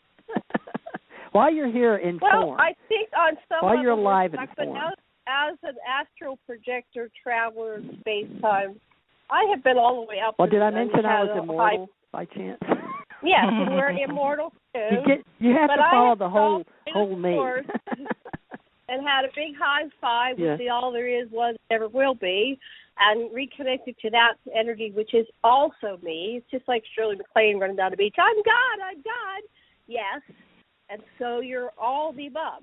And there is a thread of me, a part of my consciousness that is here as a human being, having this conversation with Karen and Theresa J. Morris and Karen Christine Patrick, and all you people out there listening as we have this discussion that is unlike anything that my Bible-thumping family could have ever tolerated. And I'm so grateful that I'm not stuck back there like some of my relatives and some of your relatives and Karen's relatives, that we somehow woke up in this matrix. So I'm blessed to be a human being here in 3D physicality in this time, in this age, and that I somehow woke up, and I attribute that to myself, to my soul, to the path of who I am as consciousness incarnate in flesh and in other forms. I'm probably multidimensional and on many planets as well. And sometimes I connect with that, and sometimes I don't. And it's part of the game. We agreed to go into the veil as we started early in the show and be unconscious so we could fully immerse into the experience. We've hypnotized ourselves into the belief system. Well, I don't feel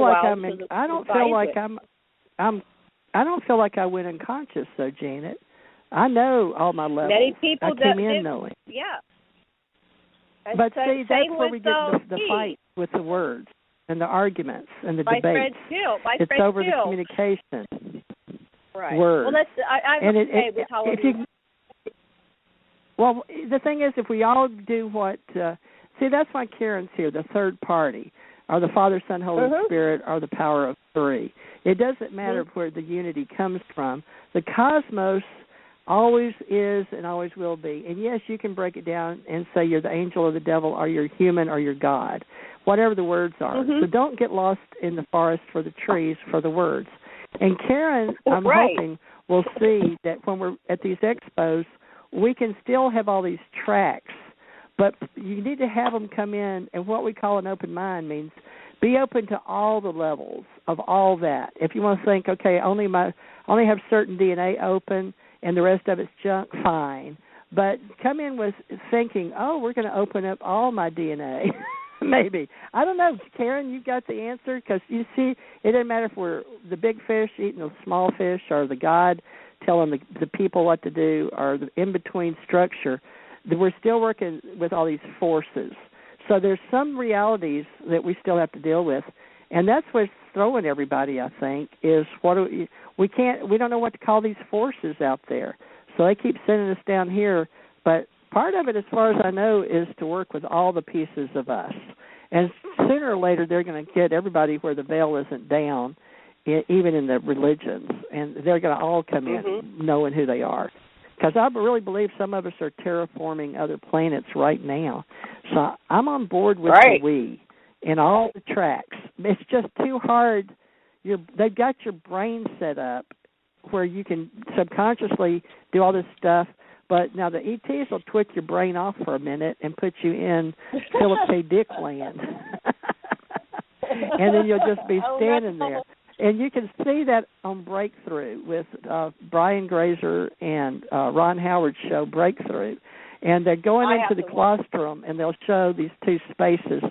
And they'll tweak the little machine like the EKG checked electrodes, and you'll literally see it. And I'm so happy that they're trying to finally show people what's really going on, because they can stop you in a track just like their machine. Oops. Okay, Karen, your feedback. But it's called Breakthrough. I'm going to try to find that. Is that a Hulu show, or is that on what network? It's on I think it's on National Geographic, Janet. See, that's the thing. How do you tell people to get there? And Karen, you're going to help us recreate this roadmap, I hope, because you can hear it all and observe all the things you've been through. And I can, and Janet can, and we're all talking. But when we get off on a track and think we're talking about apples, you still got to remember there's oranges and bananas, but they're all just words. So that's why I accepted communication officer. Boy, was I stupid. The thing I needed most was to learn to communicate this time, folks. Guess what position I have down here? Communication officer.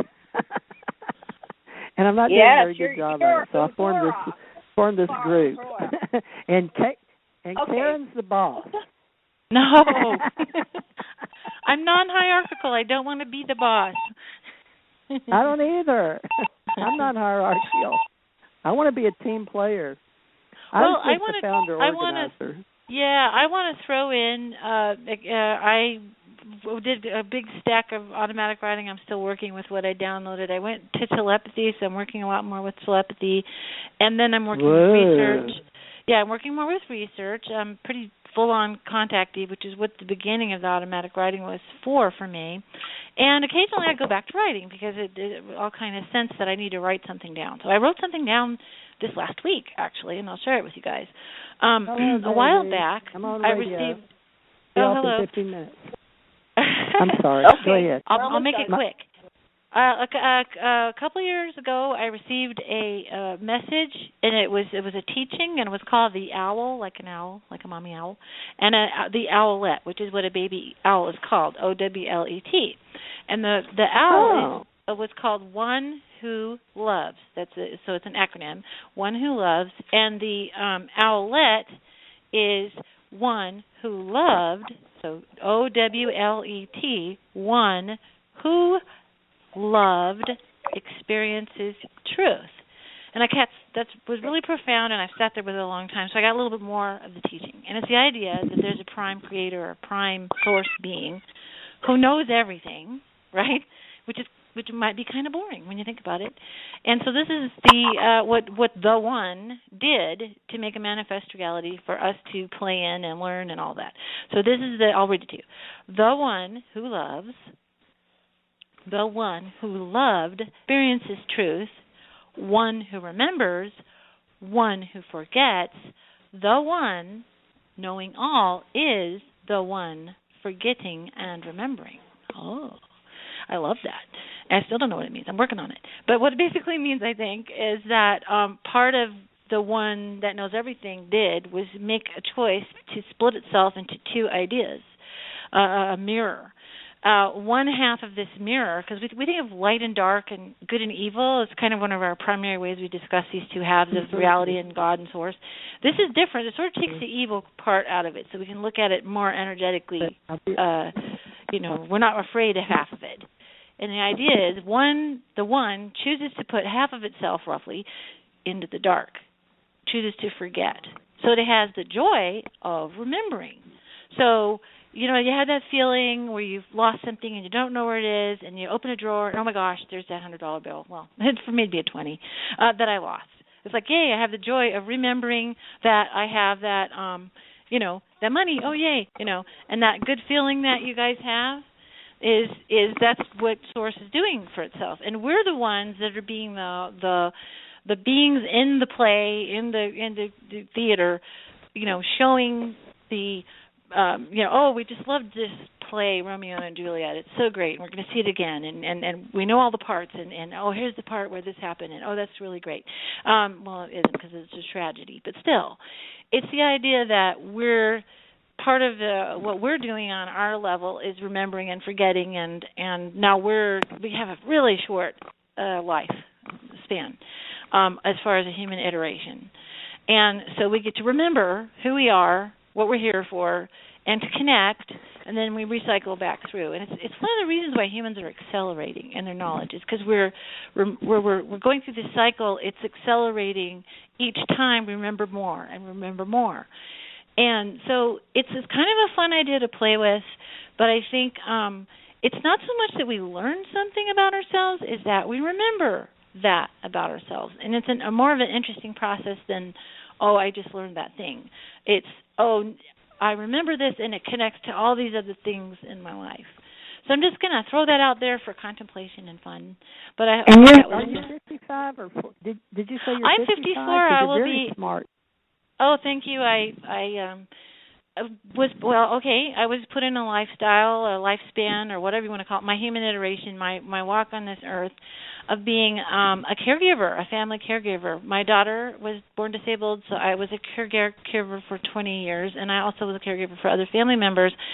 And so I was put in a position of not really being able to go out and go to school and have a career and all those things, and I just got around to sitting around and contemplating things and writing and doing artistic things, which was really helpful for me to process what I was learning through art and journaling and poetry. My daughter? I've been trying to get her on for 30 minutes. Stephanie, I finally got you on air, baby. I'm sorry. I don't know why, but your dad just came in. Can you hear me, Stephanie? Yes, I can hear you. Can you hear me? Yeah, Stephanie, introduce yourself, and then I want you to meet Karen. She doesn't want to be the boss. Maybe you'll be the boss. Me and Janet don't want to be the boss. I've been listening to her. She sounds very intelligent. My name is Stephanie Parrish. I'm the third daughter of Theresa, and I am a college student full-time, went back to school, going to college to become an advanced psychiatric RN, so doing well, but I stay busy with school a lot, so I don't have opportunities to call in and listen to the show, but I've been listening for a while now. It's been very interesting. And I'm actually doing some, and some of the things I'm learning in college, in my art class, as a matter of fact, a lot of the art from pyramids that were found and in caves that were found actually have the Chauvet cave drawings that we had to learn about, different things that point back, as far as 30,000 BCE, where there was notably extraterrestrial beings or some type of influence on people that lived back as far as that many years ago. So there is absolutely no doubt in my mind that we are not alone on the planet, that we as beings on the planet have probably in some other form been somewhere else before we came to this planet, and more than likely when we pass from this physical being on this planet, we'll be going somewhere else as a form of energy, and that's kind of where I stand with that. I've had my own experiences. Of course, my mom has, been aware of several of the experiences that I've had in my life outside of my mom. Many years in my lifespan, I've had some just unexplainable encounters, but I don't even try to explain. I just accept, and that's just, it's a part of accepting, and that's, I don't have to understand it. I just know it's I have to have that open mind. But being in school, it's amazing how much I've learned in psychology and art class of all the things, the influence that obviously extraterrestrials or some form of, space beings have been coming and visiting this Earth for as long as this Earth has been existing. So the things I've learned in school have actually proven that. So there's no doubt in my mind. So, and even recently, we have this astronaut from the International Space Station, this Steve Kelly, who, is not speaking much about, but he's tweeted some pictures that it looks as if there's a UFO in the right corner of that picture. And then, looking back, the Apollo 14 astronaut, he's 80-something years old, and he started some type of consciousness, it's just amazing to me that people deny or don't want to open their minds to this, that it's there, and those are people who are grounded. I have a sister who is so grounded in day-to-day responsibility of life that she's not an open-minded person, and she thinks anybody that has anything to do with those types of conversations or they're crazy. She just kind of classifies you as you're crazy. So she thinks her mother's crazy, I'm sure, because she's had alien contacts. She's seen UFOs. How does Lauren deal with that, Stephanie? She just doesn't deal? She just blocks that out. It's not in her reality. So she just doesn't accept it as a reality. She just, it's not here on Earth and part of her life. And she just, there's just so many people in the world that are that way. And, it's either or for her. There's no middle ground then. It's either you believe or you don't, and if you do, you're crazy. And that's the way that program is running. Mm-hmm. To have a higher intelligence, you have to be open-minded. I mean, you have to explore, you have to research, you have to read, you have to learn.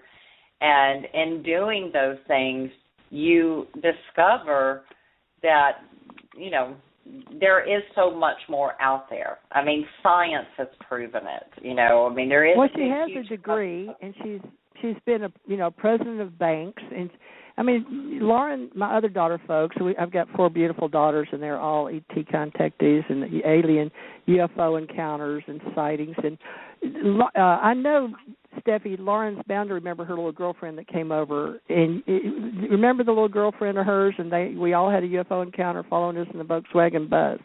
You remember that? Yeah, Delane what was her little... Delane Vincent. You remember the little girl. Folks, we don't make this she's stuff still up. Friends. We're still friends.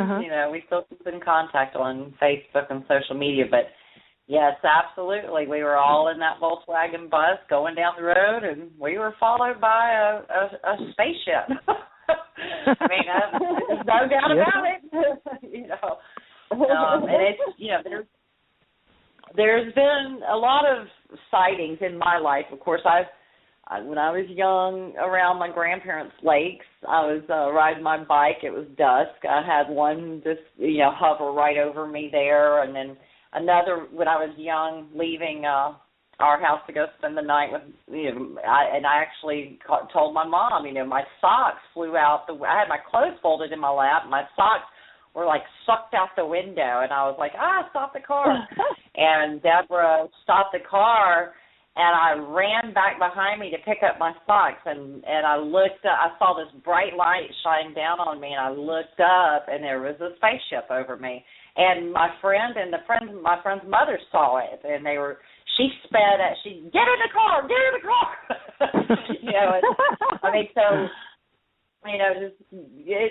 It's happened to me. And then in Gulf Breeze, my goodness, Gulf Breeze is the UFO capital of the world. I just happened to have a cable job. I was actually into satellite technology. I did that for 17 years. I used to set up satellites and home theater systems, and went into like the Cat 5 wiring and fiber optics and things like that. So it was interesting to me to be a part of that type of technological era where everything was upgrading.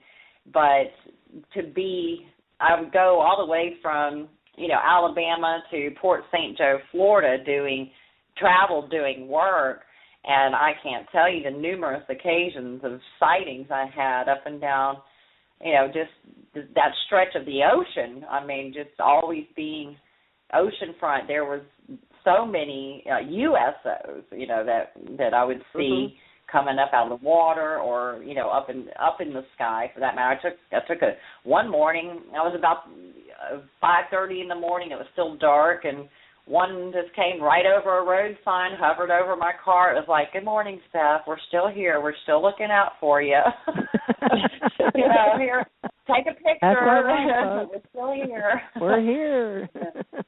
I immediately got to work, and I called Mom, and I was like, "Mom, this is just plain as day. This is just crazy." It's like, okay, they're just telling me we're here and we're still looking out for you, Steph. Right here. And they told you to send me the picture. All my life, folks, they wouldn't let me take pictures. So what do? They finally let my daughter and said, "Send this to your mother," and she did, and it's out there in UFO land. It's out there, folks. We've got so much of our history out on the internet, but that's the picture. There's 2 pictures of it she sent me, and I gave it to the Bigelow guy. What was his name? Kentucky Truth Seeker. It was a nice, clear picture of one, too. It was pretty nice. It was. And he says he couldn't tell because it was just transitioning. It was stealthing, but it was very obvious. It's out there, folks, for you to see it. They took my computer, and they said they had to send it forensics and all this stuff, but I couldn't get it working. It cost me thousands. I just let them have it, just like I do my website names, UFO Association, all that. I don't care. I'm not very hierarchical, and I'm sure not very materialistic, although I'm sitting here and loads of books surrounding me. But, Stephanie, that picture's out there, hon, and it could be on Facebook, but I'll put it in a lot of places so we wouldn't lose it. But did you keep it by chance? It's sort of historical for Gulf Breeze. I think I have it somewhere. Of course, that was in Gulf Breeze. That was probably 6-7 years ago. I think I have flash drives or some, those little small SD discs. I have about 10 or 11 of those with pictures. Well, if you can't find it, because I started this organization with that picture from MUFON, and Mr. Bigelow was coming over, and he got, he was working with Barry. What's Barry's last name, y'all? Kentucky. Anyway, we met the MUFON in Bowling Green, and then we weren't having very good turnout and everything. And I told him about down at the place he ought to go, and he did. He followed all my information, and I guess he had resonated to it. But he started doing paranormal groups. We have 1 minute. Just to give you a heads up, we only have 1 minute, and we're off the air. Okay, well, all right. Well, since Debbie called in, which is very, very rare, let's go over a few minutes just to make sure we close this out, Janet. And then, folks, Karen, I don't know what to do with this group, y'all, except just keep coming here. Let's do it next. Now, which group is this that I called in? What group is this, Mom, that I've called into here? What's It's the ACO. Alien Contact. It's the Alien. Go ahead, Janet. Alien Contact Organization. We're ran by women. Yes, we're all women basic. except one. Except for one guy that Javier Sandoval's new, representing Northern California. So basically it's Janet, TJ, Karen, and now Stephanie. Yay, it's a woman's world. Yeah, and I've only got 2 more weeks of this semester of school, and I'm done with this one. I've got 1 more to go, and I'll have my degree. So, hey, I'm going to take, I'll have a few weeks.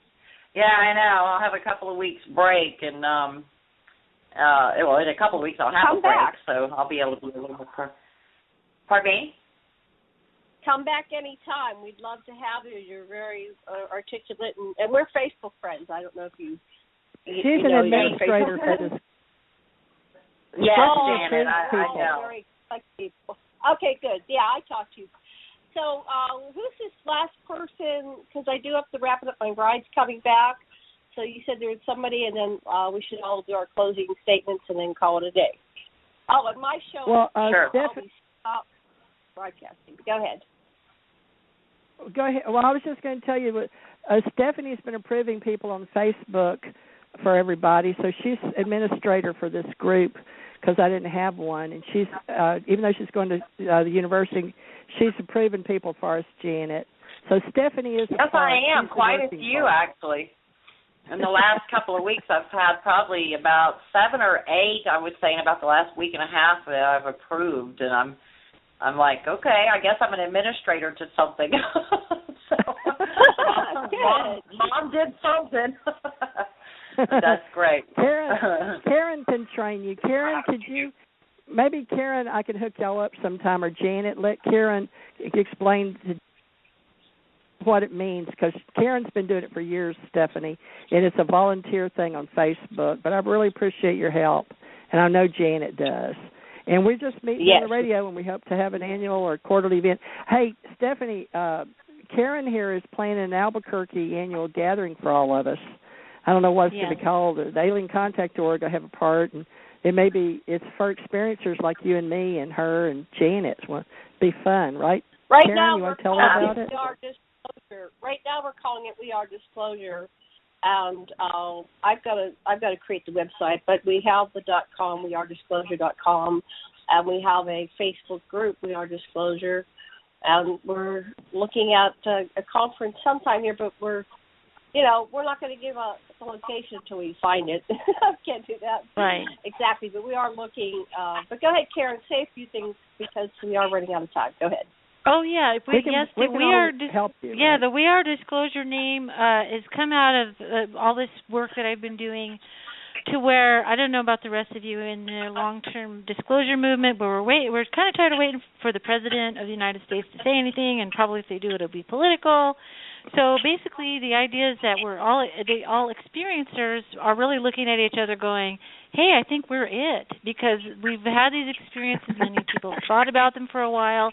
And what I've really looked at is what is the pattern of disclosure, which is exposure to all of these things that our visitors have given us. And they're counting on us to be the ones to share with our fellow humans. And so now we're looking at what's going to be a huge experiencer movement, which is happening. It's been coming for a while. But there's been a few smattering of, experiencer conferences and whatnot. We want to upstep that and say we are disclosure. As we've had these conversations like tonight, we're learning from each other, and it's kind of snowballing.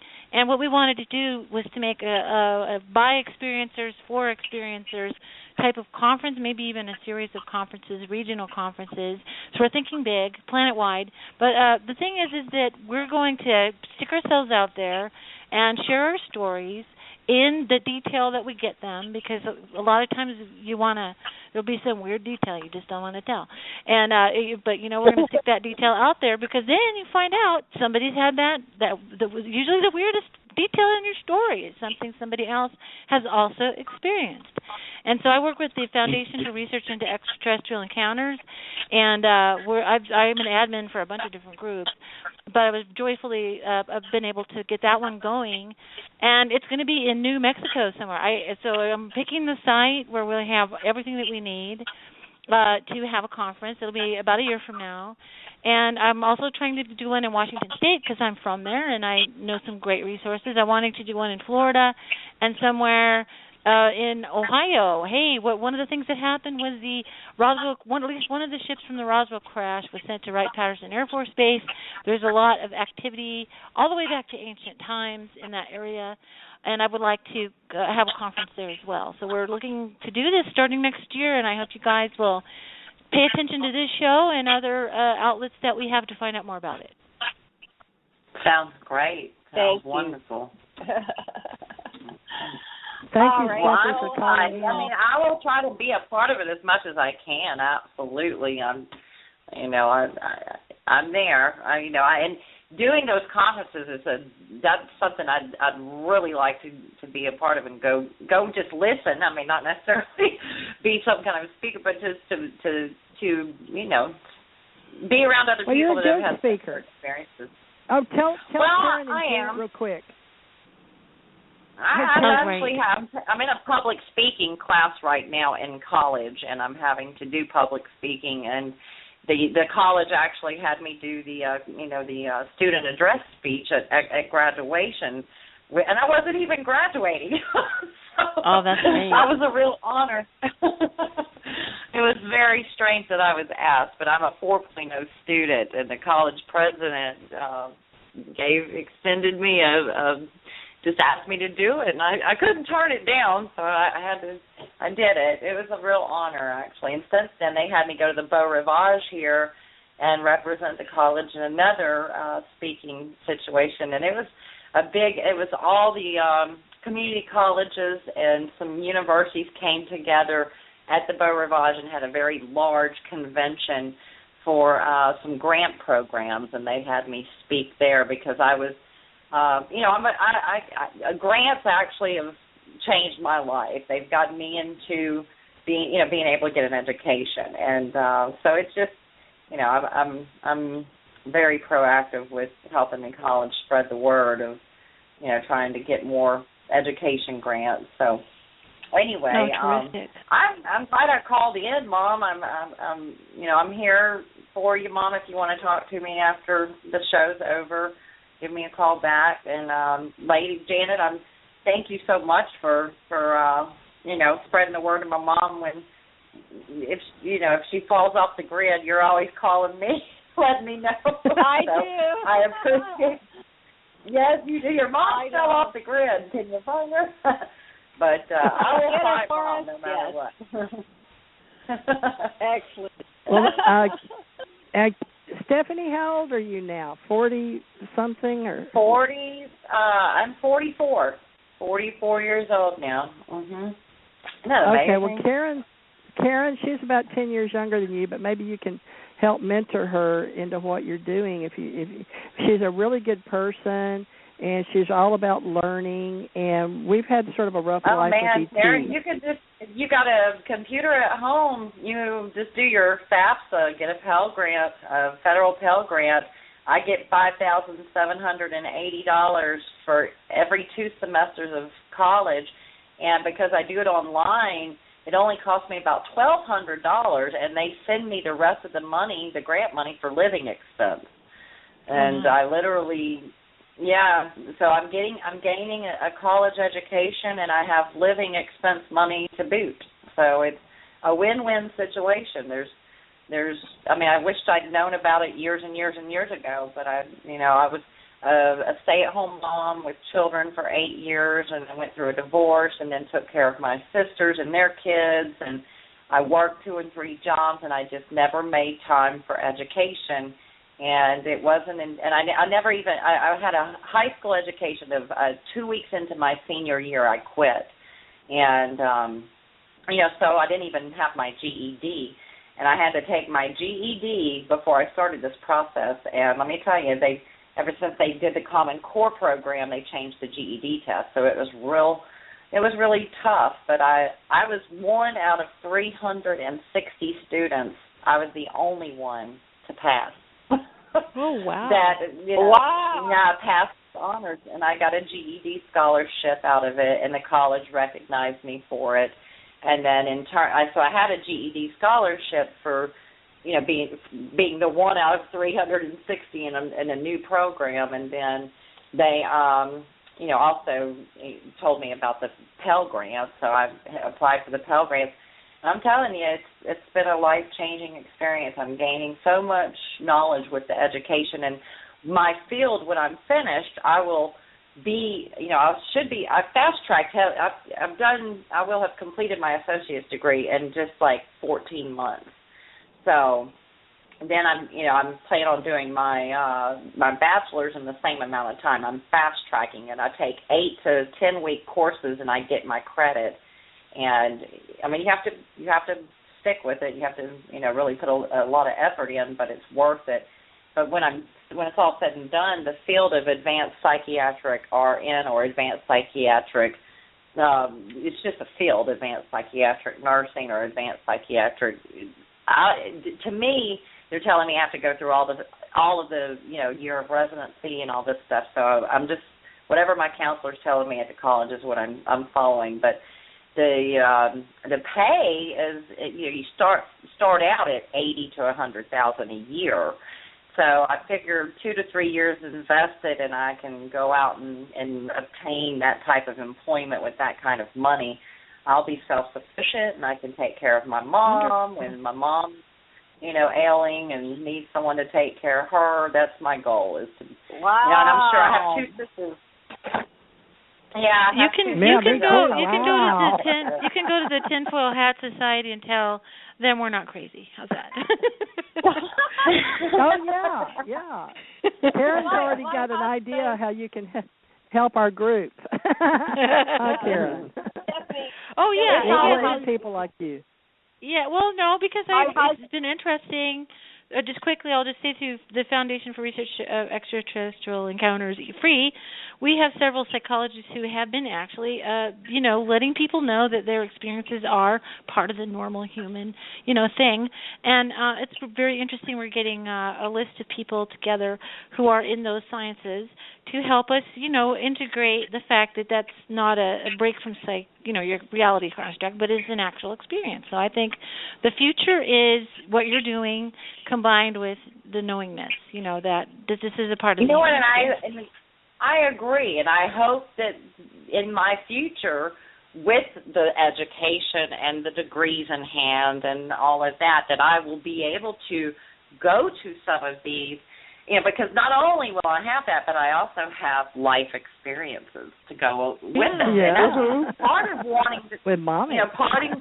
Part of wanting to go into the psychology of it is because I have experienced some very phenomenal things in my life, and it's, along with moving all over the United States as well as even, visiting Germany, Taiwan. My dad was a NASA engineer. And my mom was married to my dad for, 12 to 14 years, I think it was, Mom? 14 years, yeah. 14 years, yeah. And they, my dad actually, in fact, I have a big box of all of his NASA career, all of the things that my stepmother of all Karen of my would sisters. like to talk to you. We need to chat. NASA. We need to talk because I'm working with a NASA guy right now, and he's showing us his boxes of stuff, and it's fascinating. And I'd love to talk to you. Well, I have my father. I received a really large package, and I'm only going about a quarter of the way through the box because I get very emotional about my dad, and I'm very. She wasn't here for the first of the show, Karen. This is the daughter of the man I was talking about, Stephen Lee Parrish. I understand. This is Stephanie Parrish. Oh, I'm 100% go ahead. Steve. And we're losing that. We're well on our way afraid of losing that generation of people involved in the space program. I'm working with Dr. Ken Johnston, who is still with us and is an experiencer and also was a training astronaut. And so, when we're seeing this stuff and we're just hearing the story of how hard it is to keep it all together, and it was our history that's kind of lost. It's kind of like our newer generations, maybe they know more about space from a sci-fi movie than they do NASA. So I think that's important that you're holding that history from your family, too. That's really great. Absolutely. Well, if you go into the space stations here, even at Stennis Space, I live near Stennis. I'm only 20 minutes from it. You can walk in there, and my grandfather and my father are sitting at mission control during the whole Apollo program, and it's amazing to me when I took my children at Cape Canaveral, and there's my father and my grandfather sitting there at mission control, and there's pictures of him, and it's amazing to know that I'm a part of that legacy. That we have every, my dad. We grew up with telescopes. We grew up with learning the constellations. We grew up with knowing that there were visitors that would. My dad had stories. I mean, things that sitting at mission control and the things that he heard those astronauts say they saw when they were in space. My dad. He knew, he absolutely knew, and it's just pretty much, I think anyone who is involved with NASA, they know, but they're told by the government they have to keep it quiet, and that's, like this. My daughter's a whistleblower. Well, good. We need more of that. I'm working on helping with that. Edgar Mitchell, who was the astronaut of Apollo 14. He's a whistleblower. Well, our organization is called the Dr. Edgar Mitchell Foundation for Research into Extraterrestrial Encounters, so he put his name on our group, and he's phenomenal. So awesome. Yeah. Yeah, but Stephanie, you need to... something I want to say. Stephanie... Can I talk for a minute? Stephanie, I think it's... Okay, all right, let's go. If you and Karen would, if you have some photos, Karen is working to make a coffee table type book with photos of that era and the stuff that was going on. There might be, if you are willing and want to, there might be some photos that would be great to put in this book, which shows our history here that, like we were talking about, is being lost. And then my husband, Dr. Sasha Lessin, has trained psychologists and psychiatrists, psychotherapists to the PhD level. He has his degree from UCLA, and he taught anthropology and psychology at universities in Hawaii and Alaska and Southern California. So you might having a conversation with Dr. Lessin. I need to come visit you guys. Well, that'd be great, yeah. Well, we'll do that. I need to come and see you guys.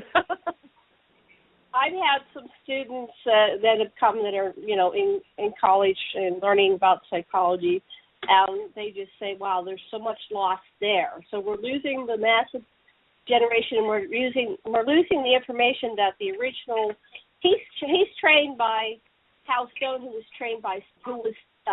Carl Jung's protege. So this is third generation, but he got it directly from Carl Jung, who got it from Hal Stone, who trained it with Carl Jung. Absolutely, that's a big name.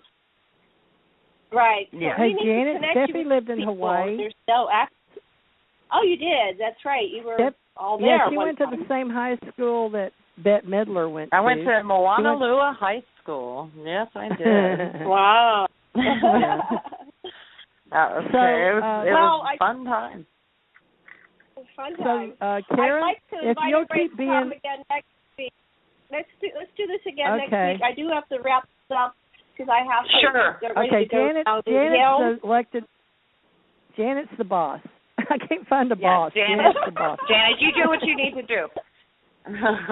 Well, all we right, can ladies. continue to talk, but I have to close my show. And let's close it down. I'll try to. But we don't have to do it all in one show. We're excited. We're all connecting and meeting each other and sharing this information. And I'm just inviting you to come back next week, same time. So What same day channel. of the week do 8 to you 10 guys? Eastern. Well, this Alien Contact organization is on Saturdays from 8 to 10 Eastern. So come and join us. Saturday I don't know what evening. your time zone is. 8 to 10 Eastern. Translate it to your own time zone, listeners. And do come back and join us again next week. And we're doing a simulcast with the TJ Morris, ET Radio, Cosmos Radio, and Aquarian Radio Network. And someone needs to email me all this information. Mom, email your daughter. Yeah, email me all the show times, Mom. Okay. Oh, Janet and Karen, it was a pleasure. Oh, okay. All right. I'll be right back. Too. Nice to speak to you ladies, too. There's my hubby actually calling in, so it's a good time for me to get off. Good I'll night, talk to you tomorrow, Stephanie. Okay, tomorrow, love you, Mom. Okay, love you. All right, love you. All Okay, right, thank bye-bye. you, Karen. Wow, Thank Karen showed up and Stephanie showed up. Janet, I think they're supposed to work and help us with our Alien Contact org, and then we can help with all the other stuff, so too. As well. All right, Okay. well, I'm going to go now. I got to close my show off. Okay. My show Bye, may have been guys. zapped, so I'll probably have to do. Thank you, Bye. Karen. Much love and Bye. blessings and aloha. And bye, Aloha. Karen. Aloha. We'll Thank talk you, Karen. again Next week. Okay. next week. Okay, next Saturday, And, 11 light. TJ, if you want to give me a call real quick after the show, and we'll talk for about 10 minutes, and then I have to go down the hill. And go ahead and you have some music to sign off. That would be good. Otherwise, I can't don't get on think my computer. We'll just have to hang up, everybody. Love and light. Okay. Good night, Love and everybody. light. See you tomorrow night. Bye bye. Bye bye. Aloha.